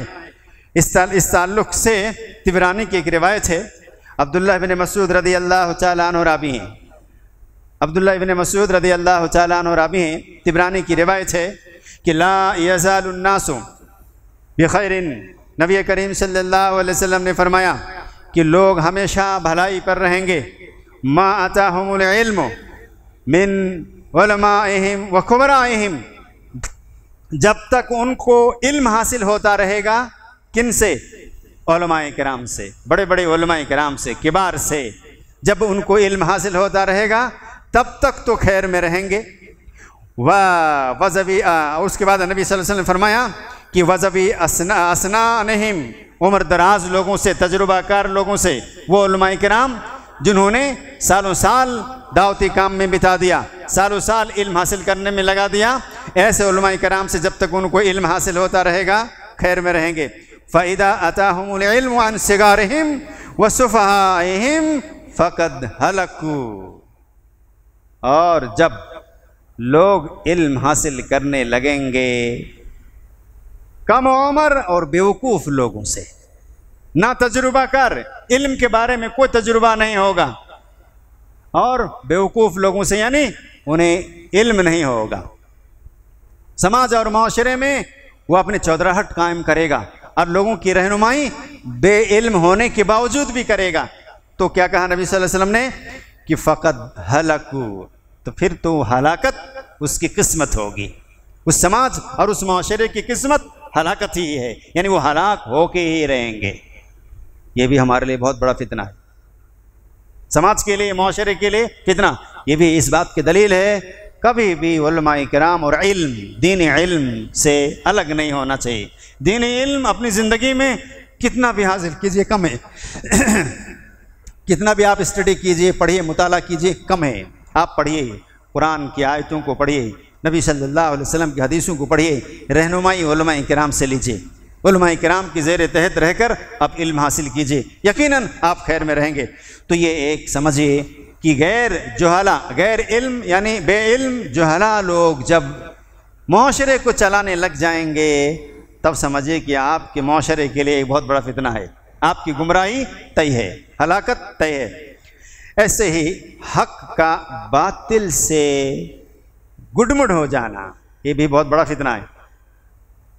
مشتبہ ہو جانا، صحیح کیا ہے، یہ صحیح ہے کہ یہ صحیح ہے۔ ایسے حالات پیدا ہو جائیں گے، لوگ ایسے حالات پیدا کر دیں گے کہ پتہ نہیں چلے گا کہ صحیح کیا ہے، یہ صحیح ہے یہ صحیح ہے۔ جیسے آج کے دور میں آپ اس مسلک کے عالم سے پوچھ لیجئے کہ یہ کیسا مسئلہ ہے، صحیح ہے غلط ہے، صحیح ہے۔ دوسرے مسلک سے پوچھیے وہ کیا صحیح ہے غلط، وہ غلط ہے۔ ایک کچھ کہتا ہے، دوسرا کچھ کہتا ہے، وہ بھی دلیلیں پیش کرتا ہے، وہ بھی دلیلیں پیش کرتا ہے، مشتبہ ہو جاتا ہے۔ عوام کے اوپر مسئلے احکام اتنا مشتبہ ہو جاتا ہے کہ سمجھ میں نہیں آتا ہے کہ صحیح کیا ہے۔ تو جب حق اور ناحق گڈمڈ ہو جائے، حق اور ناحق خلط ملط ہو جائے، یہ بھی ہمارے لیے بہت بڑا فتنے کی ایک بہت بڑے فتنے کی نشانی ہے یہ۔ اس لیے ایسے حالات میں کیا کرنا چاہیے؟ ابو موسیٰ اشعری رضی اللہ تعالیٰ عنہ، ابو موسیٰ اشعری رضی اللہ تعالیٰ عنہ تاریخ الطبری میں ہے کہ یہ کہا کرتے تھے ابو موسیٰ اشعری رضی اللہ تعالیٰ عنہ کہ ان الفتنۃ اذا اقبلت شبہت، جب فتنہ قبول کر لیتا ہے، جب کوئی فتنے میں پڑ جاتا ہے تو شبہت، تو پھر مشتبہ ہو، حال مشتبہ ہو جاتا ہے، حالات مشتبہ ہو جاتے ہیں۔ وَإِذَا أَدْبَرَتْ بَيَّنَتْ، اور جب چلا جاتا ہے تب پتہ چلتا ہے کہ وہ فتنہ تھا، وہ غلط تھا، وہ یہ ہوشیار کیا ابو موسیٰ اشعری رضی اللہ تعالیٰ عنہ نے ہمیں ہوشیار کیا کہ فتنے یا خلط ملط ہو جانا یہ بہت بڑا فتنہ ہمارے لیے۔ ایسے موقع پر خوب تحقیق کر کے باتوں کو لیا کرو۔ کیوں؟ اس طرح کی جب بات آتی ہے تو آدمی کو پتہ نہیں چلتا ہے، یہاں تک کہ وہ غلط میں پڑ جاتا ہے، اور جب پڑھ کر تباہ ہو جاتا ہے تب اس کو جا کر معلوم ہوتا ہے کہ یہ تو ہمارے لیے فتنہ تھا، یہ تو غلط تھا جس پر ہم چلے۔ تو اس میں ہمیں ہوشیار رہنا چاہیے۔ عمران بن حسین رضی اللہ تعالی عنہ راوی ہیں، اور صحیح الجامع میں 6301 حدیث نمبر ہے، کہتے ہیں قال رسول اللہ صلی اللہ علیہ وسلم، یہ خاص طور سے دجال کے تعلق سے آپ صلی اللہ علیہ وسلم نے کہا کہ دجال بھی حالات کو، احکام کو مشتبہ کرنے میں سب سے بڑا فتنہ ہوگا۔ اللہ رب العالمین کے احکام کو، اللہ یہاں تک کہ اللہ کی توحید کو بھی مشتبہ کرنے میں سب سے بڑا فتنہ ہوگا دجال کا۔ تو اس تعلق سے نبی کریم صلی اللہ علیہ وسلم کی ایک نصیحت ہے کہ من سمع بالدجال، جب تم میں سے کوئی شخص دجال کے تعلق سے سنے، فَلْيَنْأَ عَنْهُ، تو اس سے دور رہے، فَوَاللَّهِ إِنَّ الرَّجُلَ لَيَأْتِيهِ وَهُوَ يَحْسَبُ أَنَّهُ مُؤْمِنٌ فَيَتَّبِعُهُ مِمَّا يَبْعَثُ بِهِ مِنَ الشُّبْهَاتِ، ایک مومن شخص جو اپنے آپ کو مومن سمجھے گا، اپنے آپ کو مومن تصور کرے گا، اپنے آپ کو مومن کہے گا، مگر جب وہ ملے گا دجال سے تو ان کے مشتبہات معاملوں کو دیکھ کر یہ بھی گمراہ ہو جائے گا اور دجال کو فالو کرے گا۔ کیوں کرے گا؟ یہ مومن تھا، کیوں کرے گا؟ مشتبہ حالات کو دیکھ کر۔ کیا مشتبہ حالات دکھائے گا؟ دجال کہے گا میں مردوں کو زندہ کر سکتا ہوں، اور قبروں سے مردوں کو زندہ کر کے دکھا دے گا۔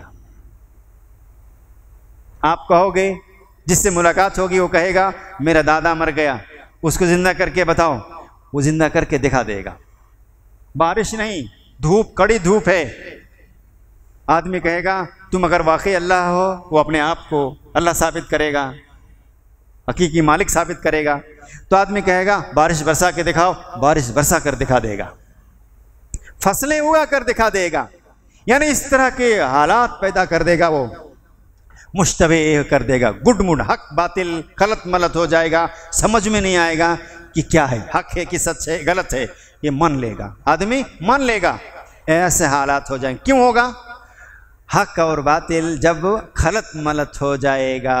اس لیے کبھی بھی جس پر آپ کو شک ہو، جس پر آپ کو ڈاؤٹ ہو کہ آدمی بدعتی ہے، خرافاتی ہے، آپ اس کو جگہ مت دیجیے اپنے گھر میں، جگہ مت دیجیے اپنے مجلسوں میں، جگہ مت دیجیے اپنے ماحول میں۔ کیوں؟ وہ بدعتیں خرافات ایسا پیش کرے گا کہ آپ خلط ملط ہو جائے گا، آپ کا حق اور ناحق پتہ ہی نہیں چلے گا۔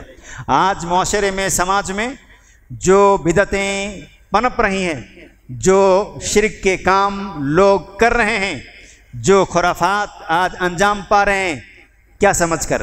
خراب سمجھ کر؟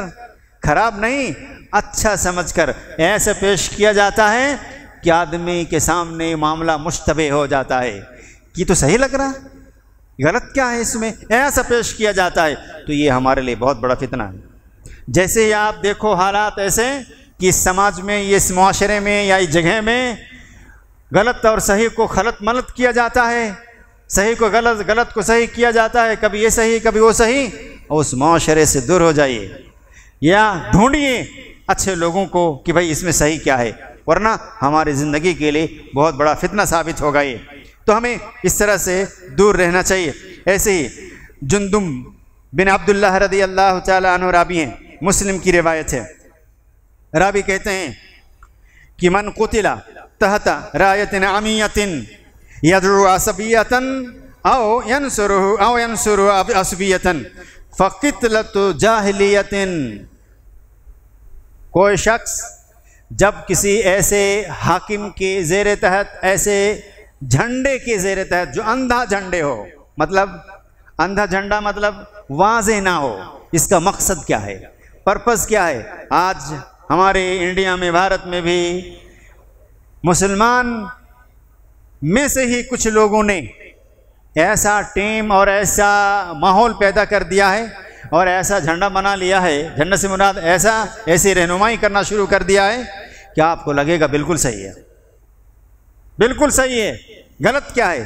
مگر یہ جو حدیثیں گزری، خصوصاً حسن بصری رحمہ اللہ کی نصیحتیں یاد رکھیے گا، خصوصاً اس معاملے میں کہ جب کوئی اپنے ایسی زیر نگرانی اسلام کے نام پر لڑنے کی بات کرے، اسلام کے نام پر کفار سے لڑنے کی بات کرے، جنگ کی بات کرے، جہاد کی بات کرے، تو پہلے آپ سمجھئے کہ اس کا رزلٹ کیا ہے، مقصد کیا ہے، پرپس کیا ہے، اس کے بعد ہی جائیے، کیونکہ یہ حدیث اسی پر ہے، حدیث اسی پر ہے کہ جو شخص ایسے جھنڈے کے تلے یا ایسے حاکم کے زیر تحت لڑا، نگرانی میں لڑا، نگرانی میں جہاد کیا، جو اندھا ہو، مطلب واضح نہ ہو، اس کا پرپس واضح نہ ہو، مقصد واضح نہ ہو، اگر ایسا لڑتا ہے یا عصبیت پر لڑتا ہے یا عصبیت کی طرف دعوت دے کر لڑتا ہے تو فقتلۃ جاہلیۃ، فقتلۃ جاہلیۃ، اس کا قتل ہونا، اس کا شہید ہونا جاہلیت کا شہید ہونا ہوگا، شہادت کا ثواب نہیں ملے گا۔ کیوں؟ اس کا جھنڈا واضح نہیں تھا، اس کی رہنمائی واضح نہیں تھی۔ کیوں کر رہے ہیں آپ؟ مقصد کیا ہے آپ کا؟ اس کا رزلٹ کیا ہوگا؟ کچھ نہیں، بس ایک جذبات میں آ کر ہم کریں گے ایسا۔ حسن بصری رحمہ اللہ نے کیا کہا کہ تم پر جب کوئی ظالم مسلط ہو تو ممکن ہے کہ وہ عذاب کے طور پر مسلط ہوا ہے، اگر عذاب کے طور پر مسلط ہوا ہے تو اسے آپ ٹال نہیں سکتے ہو، لڑ کر کیا کرنا ہے؟ اللہ سبحانہ وتعالیٰ سے دعا کرنی ہے، اللہ کے سامنے رونا ہے، گڑ گڑانا ہے، اسی پر ہوگا۔ اسی اگر مصیبت ہے تو بھی اللہ سبحانہ وتعالیٰ کے لیے صبر کیجیے، اللہ کوئی نہ کوئی راستہ ڈھونڈے گا، حل نکالے گا، مگر جذبات میں آ کر ہمیں ایسا کوئی کام نہیں کرنا چاہیے جس کا رزلٹ واضح نہ ہو کہ کیا ہوگا آگے چل کر، آگے جا کر کیا رزلٹ آئے گا یہ واضح نہ ہو۔ تو اس لیے ہمیں اندھا جھنڈے کے زیر تحت کبھی بھی جانا نہیں چاہیے جس کا راستہ واضح نہ ہو۔ عظیم صحابی رسول صلی اللہ علیہ وسلم سعد بن ابی وقاص رضی اللہ تعالیٰ عنہ، ان کا بھی ایک واقعہ سن لیجئے، ان کا بھی بہت ہی سبق آموز واقعہ ہے اسی تعلق سے۔ یہ نبی صلی اللہ علیہ وسلم کے ماموں بھی لگتے ہیں، سعد بن ابی وقاص رضی اللہ تعالیٰ عنہ عشرہ مبشرہ میں سے بھی ہیں، جنت کی خوشخبری جن 10 صحابہ کرام کو ملی تھی ان میں سے سعد بن ابی وقاص رضی اللہ تعالیٰ عنہ بھی ہے، اور یہ عراق کو فتح بھی کیے تھے، اور یہ باضابطہ اس کے کوفہ کے گورنر بھی رہ چکے ہیں۔ کون؟ سعد بن ابی وقاص رضی اللہ تعالیٰ عنہ۔ تو ان کے تعلق سے ہے کہ جب علی رضی اللہ تعالیٰ عنہ، یہ فتنوں کی بات کر رہا ہوں میں، اس پر کہ ہم فتنے میں آنے کے بعد کیا کرنا چاہیے، ہمیں کیا رول اختیار کرنا چاہیے۔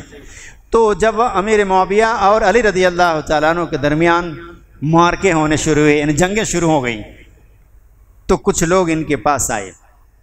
یہ امام ابن سیرین کہتے ہیں، یہ اپنے ایک اس میں تاریخ دمشق ابن عساکر کی جو کتاب ہے تاریخ دمشق، اس میں ہے کہ امام ابن سیرین کہتے ہیں کہ ان کے پاس کچھ لوگ آئے، اور ان کے پاس آنے کے بعد کہا کہ سعد بن وقاص، آپ تو علی رضی اللہ تعالیٰ عنہ اور معاویہ رضی اللہ تعالیٰ عنہ کے تعلق سے خاموش ہیں، آپ ان کے تعلق سے کیا کہنا چاہیں گے؟ آپ تو شورا کے باضابطہ ممبر بھی ہیں، اور آپ ان دونوں سے زیادہ مستحق ہیں کہ آپ خلیفہ بنیں، تو اس تعلق سے آپ کیا کہیں گے؟ ان کے ساتھ آپ حصہ نہیں لیں گے؟ علی رضی اللہ تعالیٰ عنہ کی طرف سے آپ نہیں لڑیں گے؟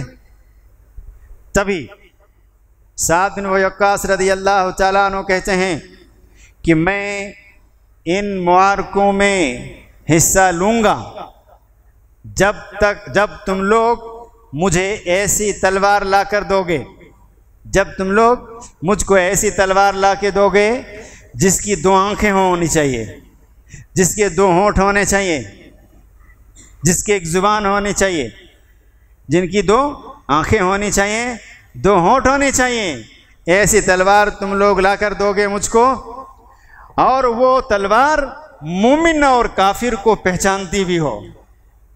2-3 شرطیں لگائی انہوں نے کہ ہاں لڑیں گے۔ ان کے حالات کو دیکھ کر بہت سارے لوگ ان کے پاس آئے، کہا کہ آپ ایک دم خاموش ہیں، اور دونوں صحابہ کرام میں جنگ ہو رہی ہیں، آپ کچھ نہیں کر رہے ہیں، کسی ایک کی طرف سے تو آپ کیجیے، جو حق ہے، جو حق والے ہیں ان حق کی طرف سے تو آپ لڑیے، کیوں نہیں لڑ رہے ہیں آپ؟ تو جواب کیا دیتے ہیں کہ میں لڑوں گا، لیکن مجھے ایسی تلوار لا کے دو جن کی 2 آنکھیں ہوں، ایک زبان ہو اور 2 ہونٹ بھی ہوں، اور کافروں مومن کو وہ تلوار پہچانتی ہو۔ اگر تم لوگ ایسی تلوار مجھ کو لا کر دو گے تو میں لڑنے کے لیے تیار ہوں۔ اس کا تو جواب ہی نہیں تھا ان لوگوں کے پاس، خاموش ہو گئے یہ لوگ۔ پھر کہا انہوں نے، کہا کہ سن لو، میں نے نبی صلی اللہ علیہ وسلم کے دور میں بہت سارے جہاد میں شرکت کی ہے، مجھے جنگ اور جنگ کے حالات خوب معلوم ہیں کہ ہمیں کن کے ساتھ جنگ کرنی چاہیے اور کب کرنی چاہیے، کس حالات میں کرنی چاہیے، مجھے خوب معلوم ہے۔ لیکن جو یہ جنگ 2 لوگوں میں ہو رہی ہے، 2 گروہ میں جنگ ہو رہی ہے امیر معاویہ اور علی رضی اللہ تعالیٰ عنہ کے درمیان، ایک ادھر سے قتل کرے یا ادھر سے قتل کرے، اس میں صرف اور صرف مسلمانوں کے سر کٹ رہے ہیں، کسی کافر کا سر نہیں کٹ رہا ہے۔ اس جنگ میں دونوں طرف سے مسلمانوں کے سر کٹ رہے ہیں، دونوں طرف سے مسلمان ہی قتل ہو رہے ہیں، میں اس میں کیسے شریک ہو سکتا ہوں؟ میں کسے قتل کروں گا؟ میری تلوار سے جو قتل ہوگا وہ کون ہوگا؟ چاہے امیر معاویہ کی طرف سے لڑوں تو ادھر سے بھی مسلمان قتل ہوں گے، اگر علی کی طرف سے بھی لڑوں گا تو ادھر سے بھی مسلمان قتل ہوں گے۔ تم لوگ ہمیں اس معرکے میں شامل ہونے کے لیے دعوت دے رہے ہو؟ پھر سعد بن وقاص رضی اللہ تعالیٰ عنہ نے ایک بہترین سبق آموز مثال پیش کی اور واقعہ سنایا۔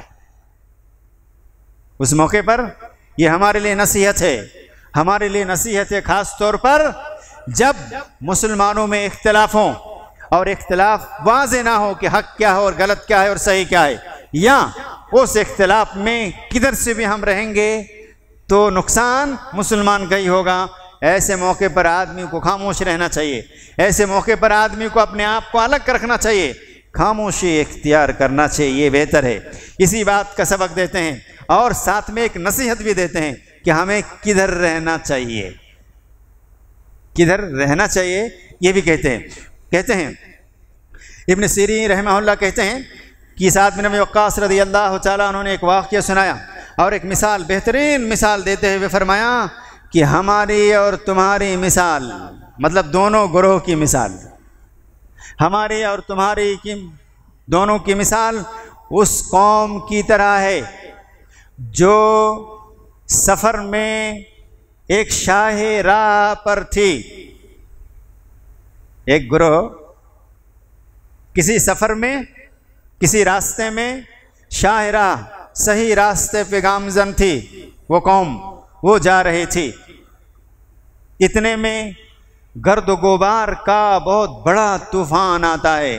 مثال دے رہے ہیں، سمجھا رہے ہیں کہ میری اور تمہاری مثال، دو مسلمانوں کے گروہ کی مثال جو آپس میں لڑیں، ان کی مثال ایسی ہے، ان کو سمجھنے کے لیے تم سمجھو کہ ایک قوم شاہ راہ پر تھی، ایک سفر میں تھا، اچانک بڑا طوفان آتا ہے، گرد و غبار کا طوفان آتا ہے، اور طوفان بہت خطرناک طوفان ہوتا ہے۔ اتنا خطرناک ہوتا ہے کہ آدمی پر راستہ مشتبہ ہو جاتا ہے۔ کیا ہو جاتا ہے؟ مشتبہ ہو جاتا ہے کہ یہ راستہ ہے کدھر۔ گرد و غبار سے راستہ ایسا اٹ جاتا ہے، پتہ نہیں چلتا ہے کہ راستہ دائیں طرف ہے کہ بائیں طرف ہے۔ تو ان میں سے کچھ لوگوں نے سمجھا کہ راستہ دائیں طرف ہے۔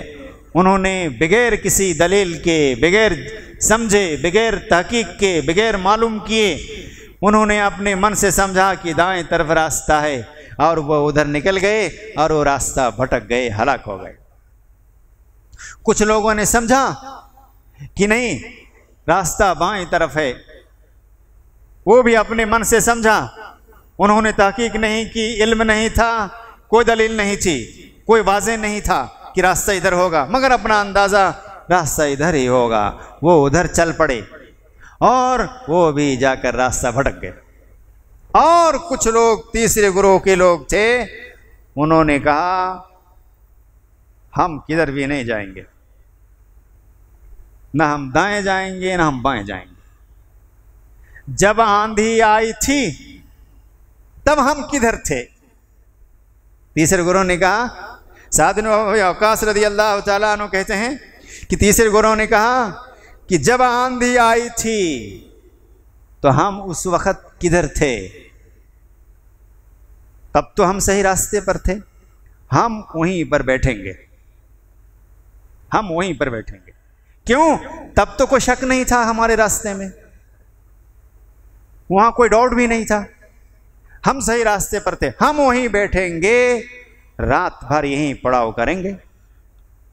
سعد بن وقاص رضی اللہ تعالیٰ عنہ کہتے ہیں کہ وہ اس بات پر ڈٹ گئے کہ ہم اسی جگہ رہیں گے جہاں پر آندھی آئی تھی۔ وہ تھوڑا واپس ہوتے ہیں اور اسی جگہ پہ جا کر بیٹھ جاتے ہیں، پڑاؤ ڈالتے ہیں، پوری رات وہ وہاں گزار دیتے ہیں، صبح ہوتی ہے جب تک آندھی ختم ہو جاتی ہے۔ جب آندھی ختم ہو جاتی ہے تو ان پر راستہ واضح ہو جاتا ہے، دن بھی ہوتا ہے، آندھی بھی ختم ہو جاتی ہے اور راستہ واضح ہو جاتا ہے، تب وہ اپنے راستے پر چلتے ہیں اور بالکل صحیح راستے پر پہنچتے ہیں۔ سعد بن ابی وقاص رضی اللہ تعالیٰ عنہ کہتے ہیں یہی جماعت اصلی جماعت ہے جنہوں نے کہا کہ ہم وہیں رہیں گے جب آندھی سے پہلے جہاں تھے۔ نصیحت کیے ہیں کہ یہی جماعت صحیح جماعت ہے، یہی لوگ صحیح لوگ ہیں جنہوں نے کہا جب ہم صحیح راستے پر تھے، آندھی آنے سے پہلے ہم وہیں رہیں گے یہاں تک کہ ہم معلوم کر لیں گے کہ راستہ صحیح کون سا ہے۔ نبی کریم صلی اللہ علیہ وسلم نے تمہیں جب چھوڑا تھا تو وہ صحیح راستہ تھا، یہ راستے بعد میں بکھرے ہیں، یہ آندھی بدعت اور خرافات کی آندھی بعد میں آئی ہے، نبی کے دور میں وہ آندھی تھی نہیں، بدعتوں کی آندھی نہیں تھی، خرافات کی آندھی نہیں تھی، اس وقت واضح راستہ تھا، اسی پر ہم بیٹھیں گے اور وہیں سے بیٹھ کر معلوم کریں گے کہ اب ہمارے لیے کون سا راستہ ہے۔ یہی اصلی جماعت ہے۔ سعد بن ابی وقاص رضی اللہ تعالیٰ عنہ کی اس نصیحت میں ہمارے لیے بہت بڑا سبق ہے، بہت بڑا سبق ہے۔ ہمیں اسی مسئلوں کو اور انہی مسئلوں پر عمل کرنا چاہیے جو نبی کریم صلی اللہ علیہ وسلم کے دور میں صحابہ کرام تھے، کیونکہ صحابہ کرام کو اللہ نے کہا یہ صحیح راستے پر تھے۔ فَإِنْ آمَنُوا بِمِثْلِ مَا آمَنْتُمْ بِهِ فَقَدْ اهْتَدَوْا، جو لوگ تمہارے راستے پر، تمہارے جیسے ہدایت پر، تمہارے جیسا عقیدہ اور ایمان ہوگا، وہی لوگ صحیح راستے پر ہوں گے، یہ اللہ نے کہا ہے۔ تو ہمیں آج کے دور میں، ان فتنوں کے دور میں، خاص طور سے مسئلے احکام دین کو لوگوں نے مشتبہ کر دیا۔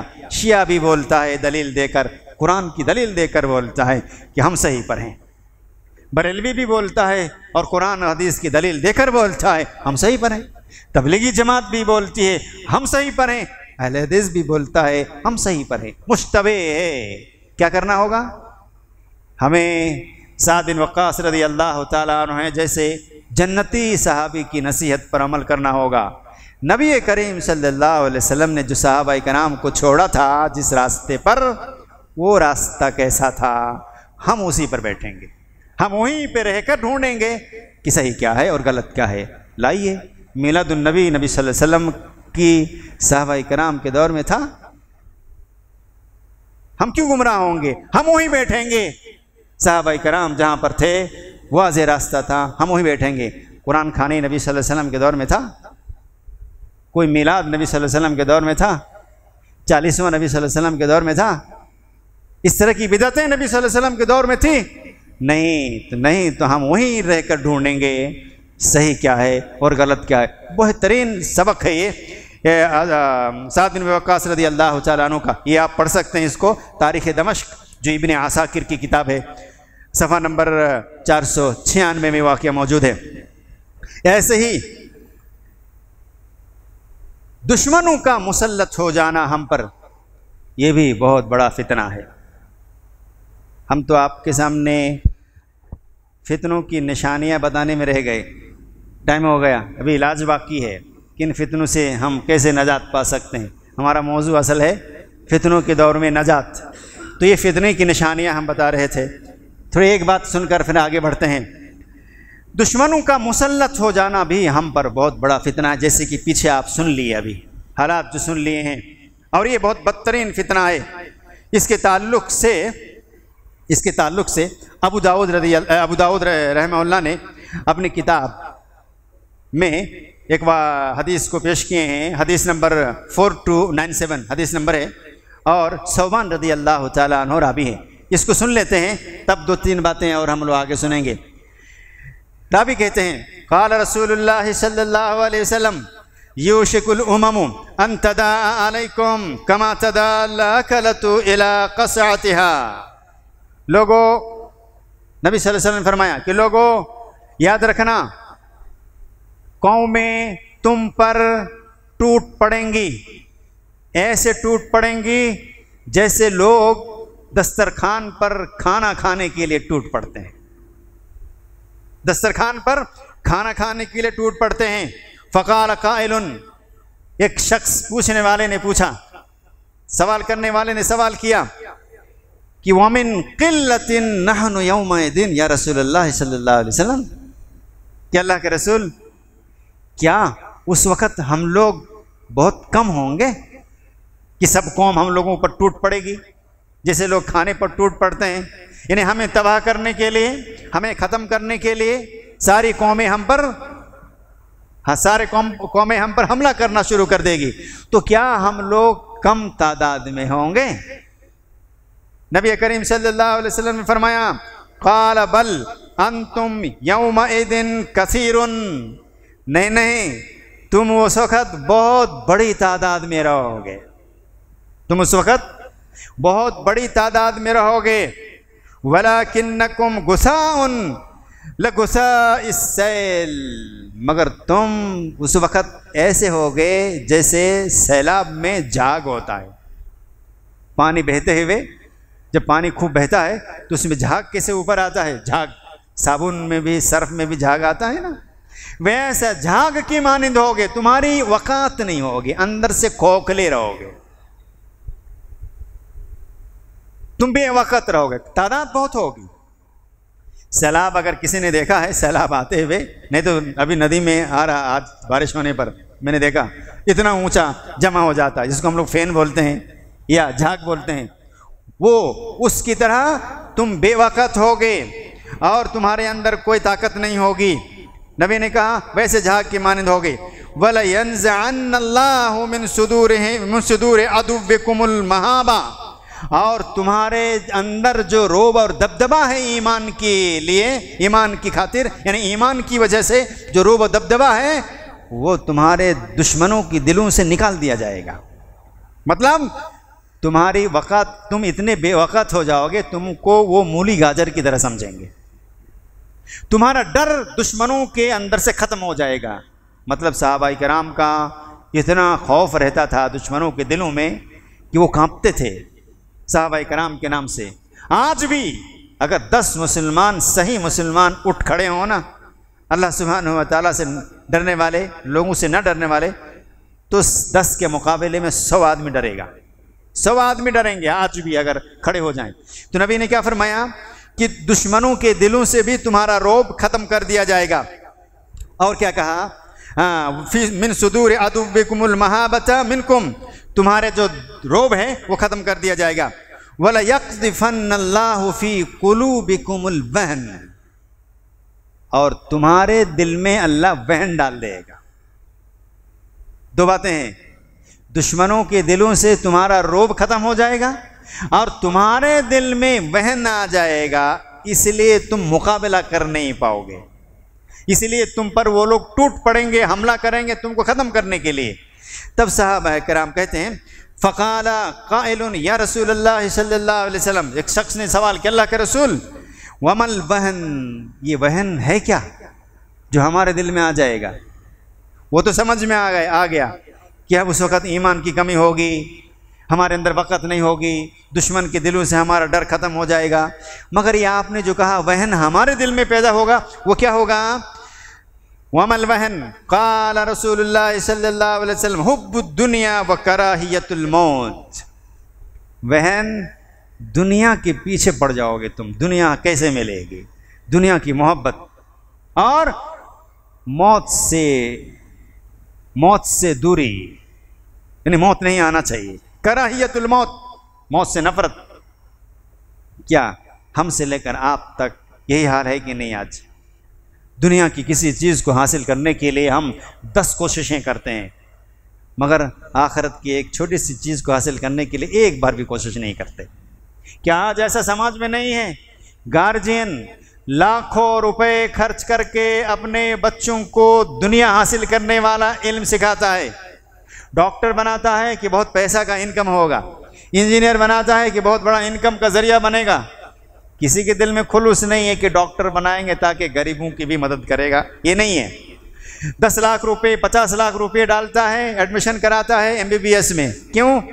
اب اس کے بعد جب ڈاکٹر بن جائے گا تو 1 سال میں 10 لاکھ واپس آ جائے گا، ہر سال 10 لاکھ روپے آئے گا. انکم کے لیے دنیا کے لیے لاکھوں روپے خرچ کرنے کے لیے تیار ہیں، مگر دینی علم سکھانے کے لیے اگر کسی مدرسے میں 10,000 5,000 فیس ہو جائے، اتنی بڑی فیس یہ کیسے ہوگا؟ اتنا ہمارے پاس پیسے کہاں سے آئے گا؟ دینی علم ہے، ارے چھوٹا سا فیس رکھنا چاہیے. یہاں تو مدرسہ ہے، مدرسے میں تو بالکل معمولی فیس رکھنا چاہیے. یہی ہے کہ نہیں ہے؟ دنیا کے لیے ہمارے لیے بہت بڑی آرزو ہے، ہم سب کچھ کریں گے، مگر آخرت کے لیے کچھ بھی نہیں. یعنی آخرت سے نفرت اور دنیا سے محبت، اسی کو وہن کہتے ہیں. اور یہ جب ہو جائے گا تو کافر و مشرک ہمیں گاجر و مولی کی طرح سمجھیں گے، اب چاروں طرف سے لوٹیں گے، ہمیں چاروں طرف سے حملہ کریں گے. اور یہی ہو بہو وہی حالت ابھی ہے. ہمیں ایسے موقع پر کیا کرنا چاہیے؟ ہمیں اللہ سبحانہ و تعالیٰ سے کھو رو کر گڑ گڑانا چاہیے اور ان ظالموں سے چھٹکارا، نجات کی دعائیں کرنی چاہیے. ساتھ ہی ساتھ عبادت سے جڑ جانا چاہیے، ساتھ ہی ساتھ دین کی علم حاصل کر کے دین سے جڑ جانا چاہیے. ہمیں دین کا علم حاصل کرنا چاہیے، تبھی ہم صحیح ہو سکتے ہیں. علاج کے لیے چند نقطے ہم آپ کے سامنے رکھ دیں گے. باتیں تو اور بھی تھیں، 4-5 پوائنٹس اور تھے دشمن فتنوں کی نشانیوں پر. علاج کے تعلق سے 2-3 باتیں سن لیجیے.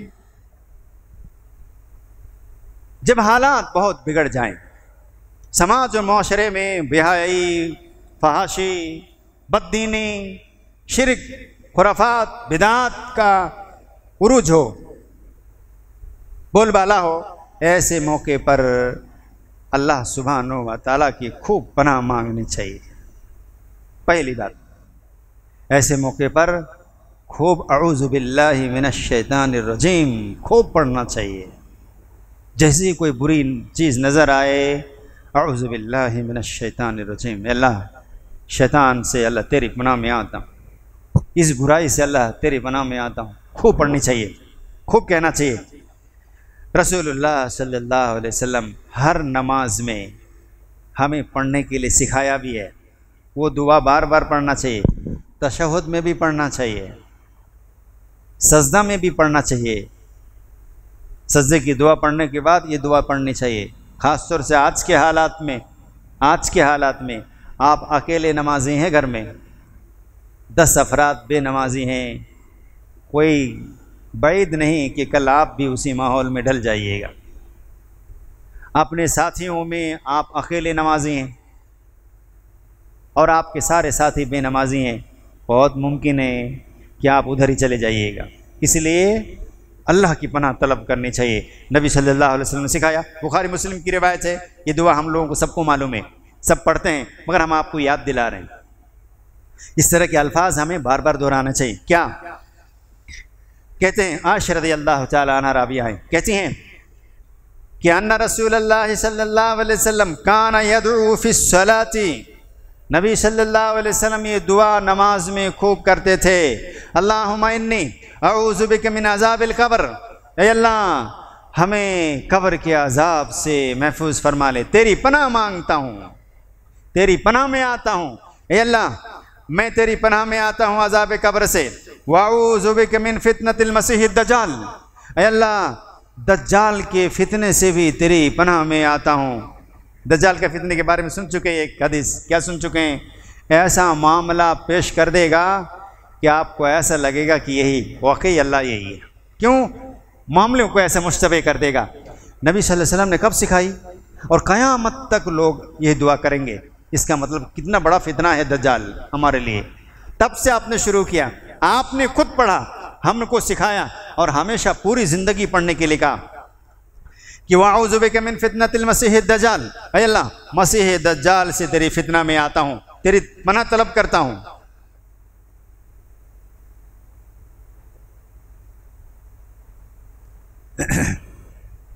وَأَعُوذُ بِكَ مِن فِتْنَةِ الْمَحْيَا وَفِتْنَةِ الْمَمَاتِ، اے اللہ تیری پناہ میں آتا ہوں زندگی موت سب کی فتنوں سے۔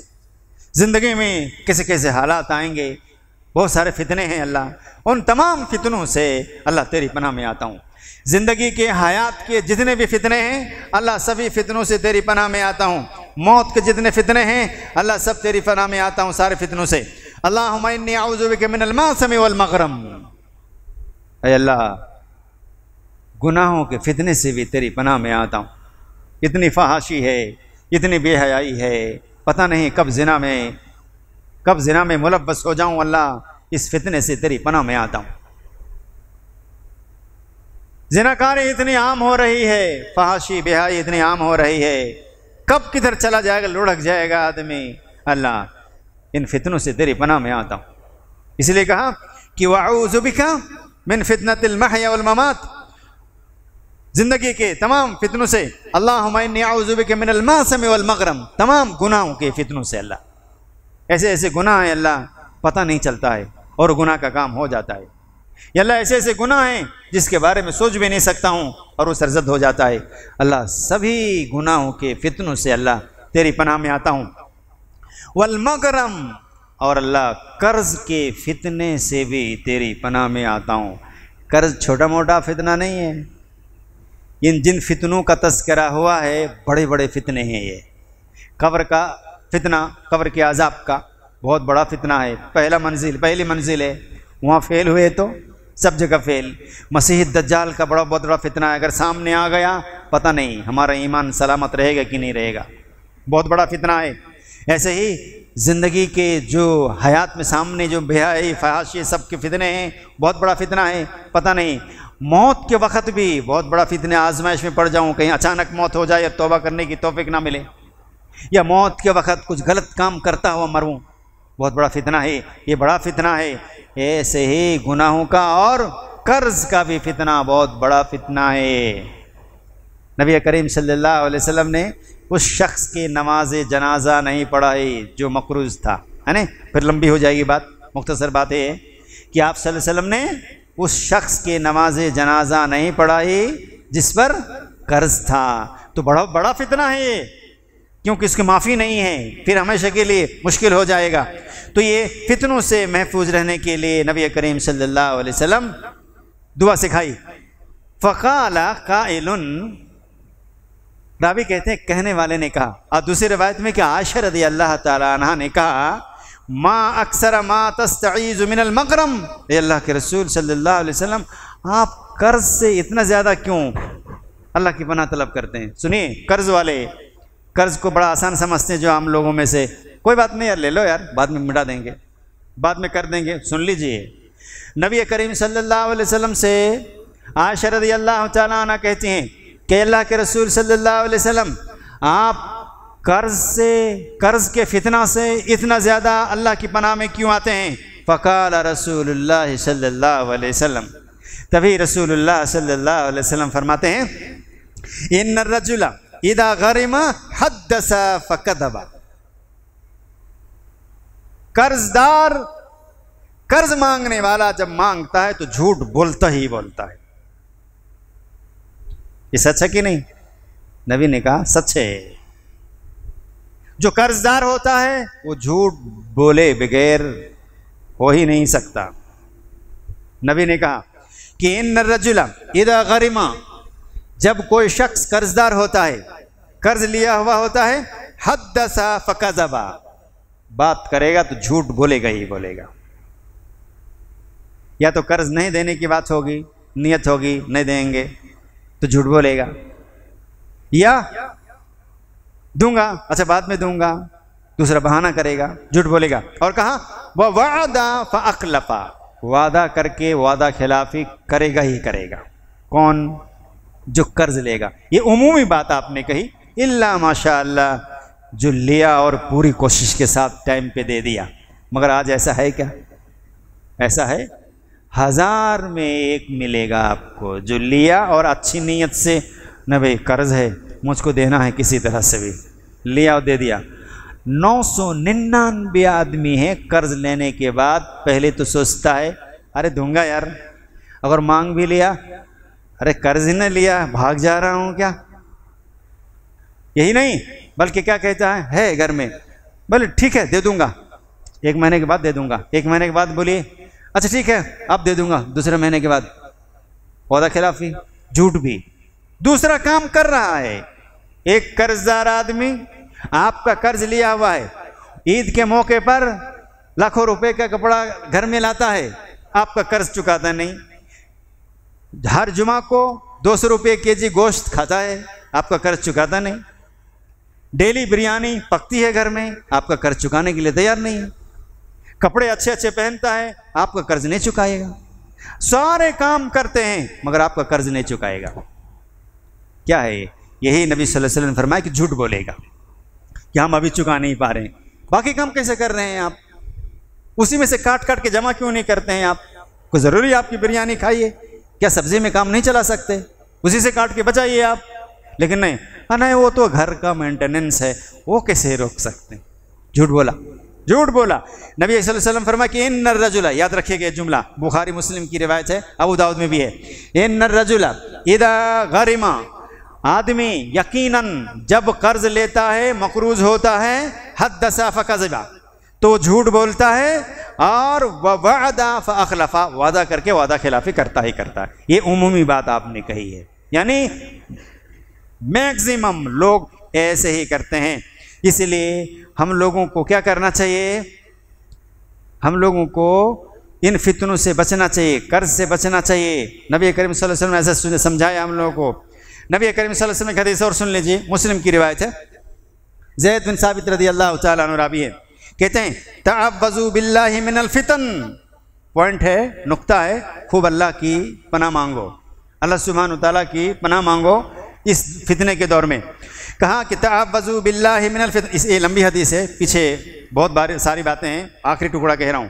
تعوذوا باللہ من الفتن، لوگوں، صحابہ کرام کی جماعتوں، لوگوں تم لوگ فتنوں سے اللہ کی پناہ طلب کرو، ما ظہر منہا وما بطن، ظاہری پوشیدہ ہو یا ظاہری ہو، سب قسم کے فتنوں سے اللہ کی پناہ طلب کرو۔ قالوا نعوذ باللہ من الفتن ما ظہر منہا وما بطن، فوراً صحابہ کرام نے کہا اللہ کے رسول، ہم لوگ فوراً توبہ کرتے ہیں اور اللہ کی پناہ میں آتے ہیں پوشیدہ ظاہری ہر قسم کے فتنوں سے۔ تو آپ نے نصیحت کیا نا فتنہ سے بچنے کے لیے، خوب تحفظ کچھ کرنے کے لیے۔ فتنہ سے چوکن نہ رہنا چاہیے ہم لوگوں کو، بے فکر نہیں ہونا چاہیے، اور آج کے دور میں نہ اپنوں بچوں کو بے فکر چھوڑنا چاہیے، نہ خود اپنے آپ کو بے فکر رکھنا چاہیے۔ ہم جہاں چاہیں اٹھیں گے بیٹھیں گے، ہمیں کوئی اثر نہیں ہونے والا، ہم جس کو چاہے دوست بنائیں گے، ہم پر کوئی اثر نہیں ہوگا، میں دیندار ہوں، میں کیا بھی کروں گا، ہم پر شیطان کی چال نہیں چلے گی۔ نہیں، نبی نے چوکن نہ رہنے کے لیے کہا، ہمیشہ چوکن نہ رہو۔ کیا کہا؟ مسلم کی روایت ہے، 386 نمبر حدیث ہے، حذیفہ ابن یمان رضی اللہ تعالیٰ عنہ راوی ہیں، کہتے ہیں کہ تعرض الفتن علی القلوب کالحصیر عودا عودا، انسان کے دلوں میں فتنے پیش کیے جاتے ہیں، شیاطین فتنے ڈالتے ہیں۔ کیسے؟ چٹائی کی کاڑیوں کی طرح ایک کے بعد دیگر نکلتی ہے۔ آج ایک فتنے میں ڈالا، 1 گھنٹے کے بعد دوسرے فتنے میں ڈالے گا، دوسرے میں آپ نکلیے گا، تیسرے میں ڈالے گا، تیسرے سے نکلیے گا، چوتھے میں ڈالے گا، یہی سلسلہ چالو ہے، چوکن نہ رہیے۔ نبی نے کیا کہا کہ تعرض الفتن علی القلوب، دلوں میں فتنے ڈالے جاتے ہیں،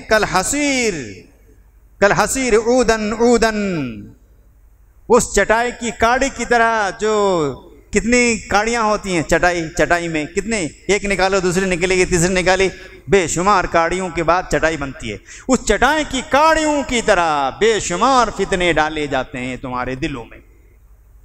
تو ہمیں چوکن نہ رہنا چاہیے نا۔ فَأَيُّ قَلْبٍ أُشْرِبَهَا نُكِتَ فِيهِ نُكْتَةً سَوْدَاء، جس شخص نے کسی فتنے کو ایکسپٹ کر لیا، جس دن آپ کے دل میں کوئی فتنہ جگہ بنا لیا، نبی نے کہا ایک سیاہ نقطہ پڑ گیا، ایک ڈاٹ پڑ گیا، ایک بھی فتنہ اگر جگہ بنا لیا تو آپ کے دل میں، نبی نے کہا نُکِتَ فِيهِ نُکْتَةً سَوْدَاء، کالا سیاہ ڈاٹ پڑ گیا۔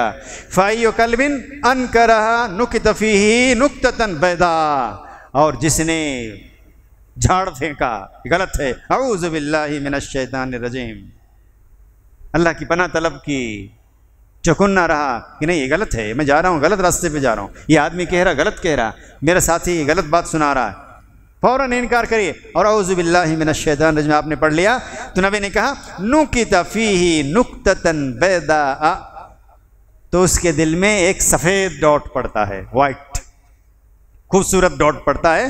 اس کے بعد حَتَّى تَصِيرُ عَلَى قَلْبَيْن، اس طرح سے 2 دل ہو جاتے ہیں، عَلَى أَبْيَضَ مِثْلَ الصَّفَاء فَلَا تَضُرُّهُ فِتْنَةٌ مَا دَامَتِ السَّمَاوَاتُ وَالْأَرْضِ، جس دل میں سفید ڈاٹ پڑتا ہے اس کا دل سفید ہو جاتا ہے، ہر فتنے کے وقت اعوذ باللہ پڑھتا ہے، ہر فتنے کے وقت چوکن نہ رہتا ہے، ہر فتنے کے وقت ہوشیار ہو جاتا ہے، تو نبی نے کہا اس کا دل سفید ہوتا ہے، اور زمین و آسمان کی بقا تک کبھی اس کو فتنہ نقصان نہیں پہنچا سکتے۔ کب؟ جب ہر فتنے کے وقت اللہ کی پناہ طلب کریں، جب آپ اللہ سبحانہ و تعالیٰ کی مدد مانگے اور ہوشیار ہو جائیں۔ تو یہ فتنے کے تعلق سے نبی کریم صلی اللہ علیہ وسلم فرمایا وَالْآخَرُ أَسْوَدُ مُرْبَادًا كَالْكُوزِ الْمَجْخِيًّا لَا يَعْرِفُ مَعْرُوفًا وَلَا يَنْكُرُ مُنْكَرًا إِلَّا مَا أُشْرِبَ مِنْ هَوَاهُ۔ دوسرا پوائنٹ سن لیجئے، نبی نے کہا لیکن وہ دل جو دل فتنے کو قبول کرتا رہا اس کا دل کالا ہو گیا، کوزے کی نلکی کی طرح ٹیڑھا ہو گیا، وہ نہ اس کو کوئی بھلی بات اچھی لگے گی نہ برائی سے روکنا اس کو اچھا لگے گا، نہ اس کو کوئی بھلی بات سہائے گی، اور نہ برے کام سے رکنا اس کو اچھا لگے گا، بلکہ کیا کرے گا؟ نبی نے کہا کیا کرے گا؟ سماج کے لوگوں کو ہم لوگ اپنے آپ کو تول لیجئے، کیا کرے گا وہ جو جس کا دل کالا ہے؟ وہ کیا کرے گا؟ الا ما اشرب من ہواہ، اپنے دل کی چاہت کے مطابق جو اچھا لگے گا وہ کرے گا۔ اگر ہم بلا دلیل، بلا قرآن و سنت کی روشنی لیے اپنے من کے مطابق چلتے ہیں تو سمجھ لیجئے آپ کا دل کالا ہو چکا ہے، فتنے آپ کے دلوں میں جگہ بنا چکے ہیں۔ فتنہ کے وقت اللہ سبحانہ و تعالیٰ سے خوب رو کر چلیں گا، عشاء کی نماز تھوڑا کر لیں گے، تھوڑا بڑھا دیں گے، تھوڑی سی بات نہیں کریں گے تو اصل موضوع رہ جائے گا۔ ایک دو بات اور سن لیجیے۔ فتنے کے وقت اللہ سے خوب رو کر گڑ گڑا کر دعا کرنی چاہیے، تبھی آپ بچ سکتے ہیں۔ نبی کریم صلی اللہ علیہ وسلم کی حدیث ابن ابی شیبہ کی روایت ہے، کہتے ہیں قال رسول اللہ صلی اللہ علیہ وسلم تکون فتنۃ لا ینجی منها الا دعاء کدعاء الغریق، فتنے اتنے ہوں گے کہ تم بچ نہیں سکتے اس وقت تک جب تک تم ڈوبنے والے کی طرح اللہ سے دعا نہ کرو گے۔ جب آدمی ڈوبنے لگتا ہے تو دل کی کس گہرائی سے دعا کرتا ہے؟ اس واقعہ کو پڑھ لیجئے گا سورہ نوح وغیرہ میں، جو مشرکین ڈوبنے، جب کشتی ڈوبتی تھی تو کیا کہتے تھے؟ جب آدمی ڈوبنے لگتا ہے، اس کو سمجھ لیجئے جب جلنے لگ جائے آگ میں کیسی دعا کرتا ہے، یعنی بہت بڑی مصیبت، نجات کا کوئی راستہ نہیں دکھتا، تب کیسی دعا کرتا ہے اللہ سے؟ ویسی دعا کرو، ایسی دعا کرو گے تبھی اللہ رب العالمین نے کہا، نبی صلی اللہ علیہ وسلم نے فرمایا تبھی آپ فتنے سے بچ سکو گے، ورنہ بہت مشکل ہے۔ فتنوں کے دور میں کسی بات کو سننے کے بعد جلد بازی نہیں کرنا چاہیے، یہ بھی ہمارے لیے بہت خطرناک ہے جب ہم کسی بات کو سنتے ہیں اور اس میں جلد بازی کرنے لگ جاتے ہیں، بہت خطرناک ہمارے لیے۔ ایسے موقع پر ہم لوگوں کو دھیرج رکھنا چاہیے، صبر کرنا چاہیے، انتظار کرنا چاہیے، تحقیق کرنا چاہیے کہ صحیح کیا ہے اور غلط کیا ہے۔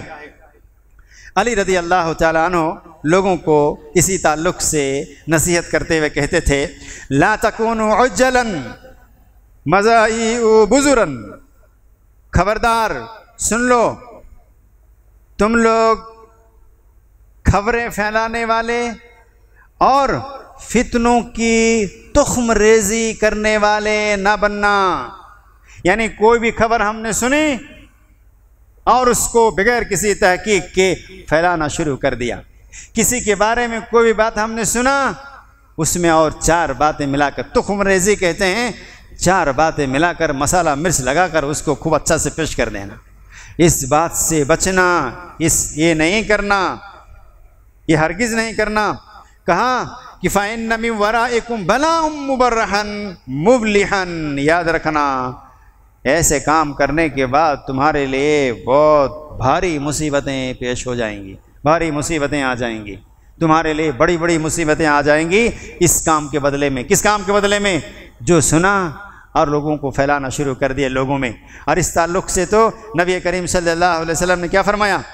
کفا بالمرء کذبا ان یحدث بکل ما سمع، مسلم کی روایت ہے، ابو داؤد میں ہے، اس آدمی کے جھوٹا آدمی ہونے کے لیے کافی ہے اتنی سی بات جو بات سنے اور لوگوں میں پھیلانا شروع کر دے، وہ جھوٹا آدمی ہے۔ نبی صلی اللہ علیہ وسلم نے کیا فرمایا؟ ہر وہ آدمی جھوٹا ہے، اس آدمی کو جھوٹا ہونے کے لیے اتنی ہی بات کافی ہے جب تم دیکھ لو کسی آدمی کو، ایسے آدمی کو کہ ہر سنی جیسے ہی کوئی بات سنا اور پھیلانا شروع کر دیا، کبھی اس کے سامنے، کبھی اس کے سامنے، کبھی اس کے سامنے پھیلا دیا، سمجھ لو یہ جھوٹا آدمی ہے۔ انسان کے جھوٹا ہونے کے لیے اتنا کافی ہے۔ کیوں؟ کیونکہ یہ غلط ہے، یہ فتنے سے بچنے کے لیے نہیں، یہ فتنے میں پڑنے کے لیے ہے، مصیبتوں کو دعوت دینا ہے، مصیبت سے دوچار ہو جانے کے لیے ہے۔ یہ فتنوں کے دور میں ہر مسلمانوں کو چاہیے کہ اپنے سرگرمیوں کو کم کر دے، نشاطات کو کم کر دے۔ بخاری مسلم کی روایت ہے، ابو ہریرہ رضی اللہ تعالیٰ عنہ راوی ہیں، کہتے ہیں قال رسول اللہ صلی اللہ علیہ وسلم ستکون فتن، ان قریب بہت سارے فتنے پیدا ہوں گے، بہت سارے فتنے آئیں گے۔ القائد فیہا خیر من القائم، بیٹھنے والا بہتر ہوگا چلنے والے سے، کھڑے رہنے والے سے۔ بیٹھا ہوا آدمی بہتر ہوگا کس سے؟ جو کھڑا ہے۔ والقائم خیر من الماشی، اور کھڑا آدمی چلنے والے سے بہتر ہوگا۔ والماشی فیہا خیر من السائی، اور چلنے والا آدمی دوڑنے والے آدمی سے بہتر۔ کیا مطلب؟ اپنے حرکات و سکونات، بات چیت، لوگوں سے ادھر ادھر کی بات کرنے میں خاموش۔ نبی نے مثال دے کر سمجھایا، بیٹھا ہوا آدمی کھڑے سے بہتر ہوگا، مطلب کھڑا ہونا بھی فتنے سے خالی نہیں ہوگا، ایسا دور آئے گا۔ اور کھڑا رہنے والا چلنے والے سے بہتر ہوگا، یعنی سماج میں چل بل کرنے والا ایسی مصیبت میں پھنسے گا، اس سے بہتر کہیں پر کھڑا ہے۔ اور چلنے پھرنے والا بہتر ہوگا جو سماج میں خوب ادھر ادھر، جیسے آج پولیٹیکل میں آ جانا، آج کے پولیٹکس میں آ جانا، یہ چلنے والے دوڑنے والے کے برابر ہے۔ فتنوں میں، ہر قسم کے فتنے میں پھنسے گا وہ آدمی جو پولیٹکس میں چلا گیا، بلا شک و شبہ۔ ہر گناہ، ہر جرم، ہر طرح کی برائی میں جائے گا، یقیناً، کوئی شک نہیں۔ کیوں؟ وہ پورا جال بنتا ہے، جال بننا ہی پڑے گا۔ پولیٹکس میں آنے کے بعد جال تو بننا ہی پڑے گا۔ نبی صلی اللہ علیہ وسلم نے فرمایا کہ فتنوں کے دور میں وہ چلنے والا اچھا ہے، اس جال بننے والے سے بہتر ہے، اور وہ چلنے والے سے بیٹھا ہوا آدمی اچھا ہے، کہیں کھڑا ہوا آدمی اچھا ہے۔ یعنی فتنوں کے دور میں کم بولنا، بہت زیادہ ایکٹیویٹیز کرنا اس سے بہتر ہے، کام کے کام سے کام مطلب۔ یہ نبی کریم صلی اللہ علیہ وسلم نے ہمیں سکھایا، کب؟ جب فتنوں کا دور ہو۔ آج بہت فتنوں کا ہی دور ہے، قدم قدم پر فتنہ ہے، برائیاں قدم قدم پر ہے، بہائی فحاشی غرم قدم پر ہے، جھوٹ بےمانی شیطانی قدم قدم پر ہے، رشوت خوری یا برسچاری سب جگہ قدم قدم پر ہے۔ بےمانی اور جھوٹ بولنا تو کوئی برائی ہی نہیں رہا آج کل۔ جھوٹ کہتے ہیں کہ بہت سارے لوگ بغیر جھوٹ کے کوئی کاروبار ہو سکتا ہے کیا؟ مطلب جھوٹ بولنا اتنا آسان ہو گیا اور اتنا سچ ہو گیا کہ اس کے بغیر کام نہیں ہو سکتا، یہ کہنے لگ گئے ہیں۔ سوچ لیجیے، جھوٹ بولنا اتنا بڑا سچ ہو گیا، جھوٹ اتنا بڑا سچ ہے آج کے دور میں، ہر آدمی بولتا ہے بغیر جھوٹ بولے کوئی کاروبار ہو سکتا ہے کیا؟ مطلب وہ جھوٹ کو سچ کر دکھا دیا اور سب کے سامنے بولتا ہے۔ یہ دور ہے۔ اب اس سے بدتر دور کون سا دور ہوگا؟ زناکاری عام ہے، فحاشی عام ہے، جھوٹ بولنا عام ہے، شراب پینا عام ہے، بے نمازی ہو جانا عام ہے، شریعت سے دور ہو جانا عام ہے، دین کے خلاف بولنا عام ہے، بدعت و خرافات کا رواج عام ہے۔ اب اس سے بڑھ کر کون سا حالات آئیں گے؟ بدترین حالات۔ ایسے حالات میں آدمی کم ملے، کم جلے، کم بولے، کم کرے، کچھ سب کچھ وہ بہتر ہے، اچھا ہے۔ نبی صلی اللہ علیہ وسلم کی حدیث میں اللہ تعالیٰ سے دعا ہے کہ اللہ تعالیٰ ہم لوگوں کو بولنے کہنے سے زیادہ عمل کی توفیق عطا فرمائے۔ ہم سبھی لوگ کہیں نہ کہیں کسی نہ کسی فتنے میں مبتلا ہیں، اللہ ہم سبوں کو ہر قسم کے فتنوں سے محفوظ فرما لے، اللہ ہم سبوں کی فتنوں سے حفاظت فرما، اللہ ہم سبوں کو تا حیات اسلام پر قائم دائم رکھنا اور خاتمہ ایمان پر فرمانا، آمین یا رب العالمین۔ السلام علیکم ورحمۃ اللہ۔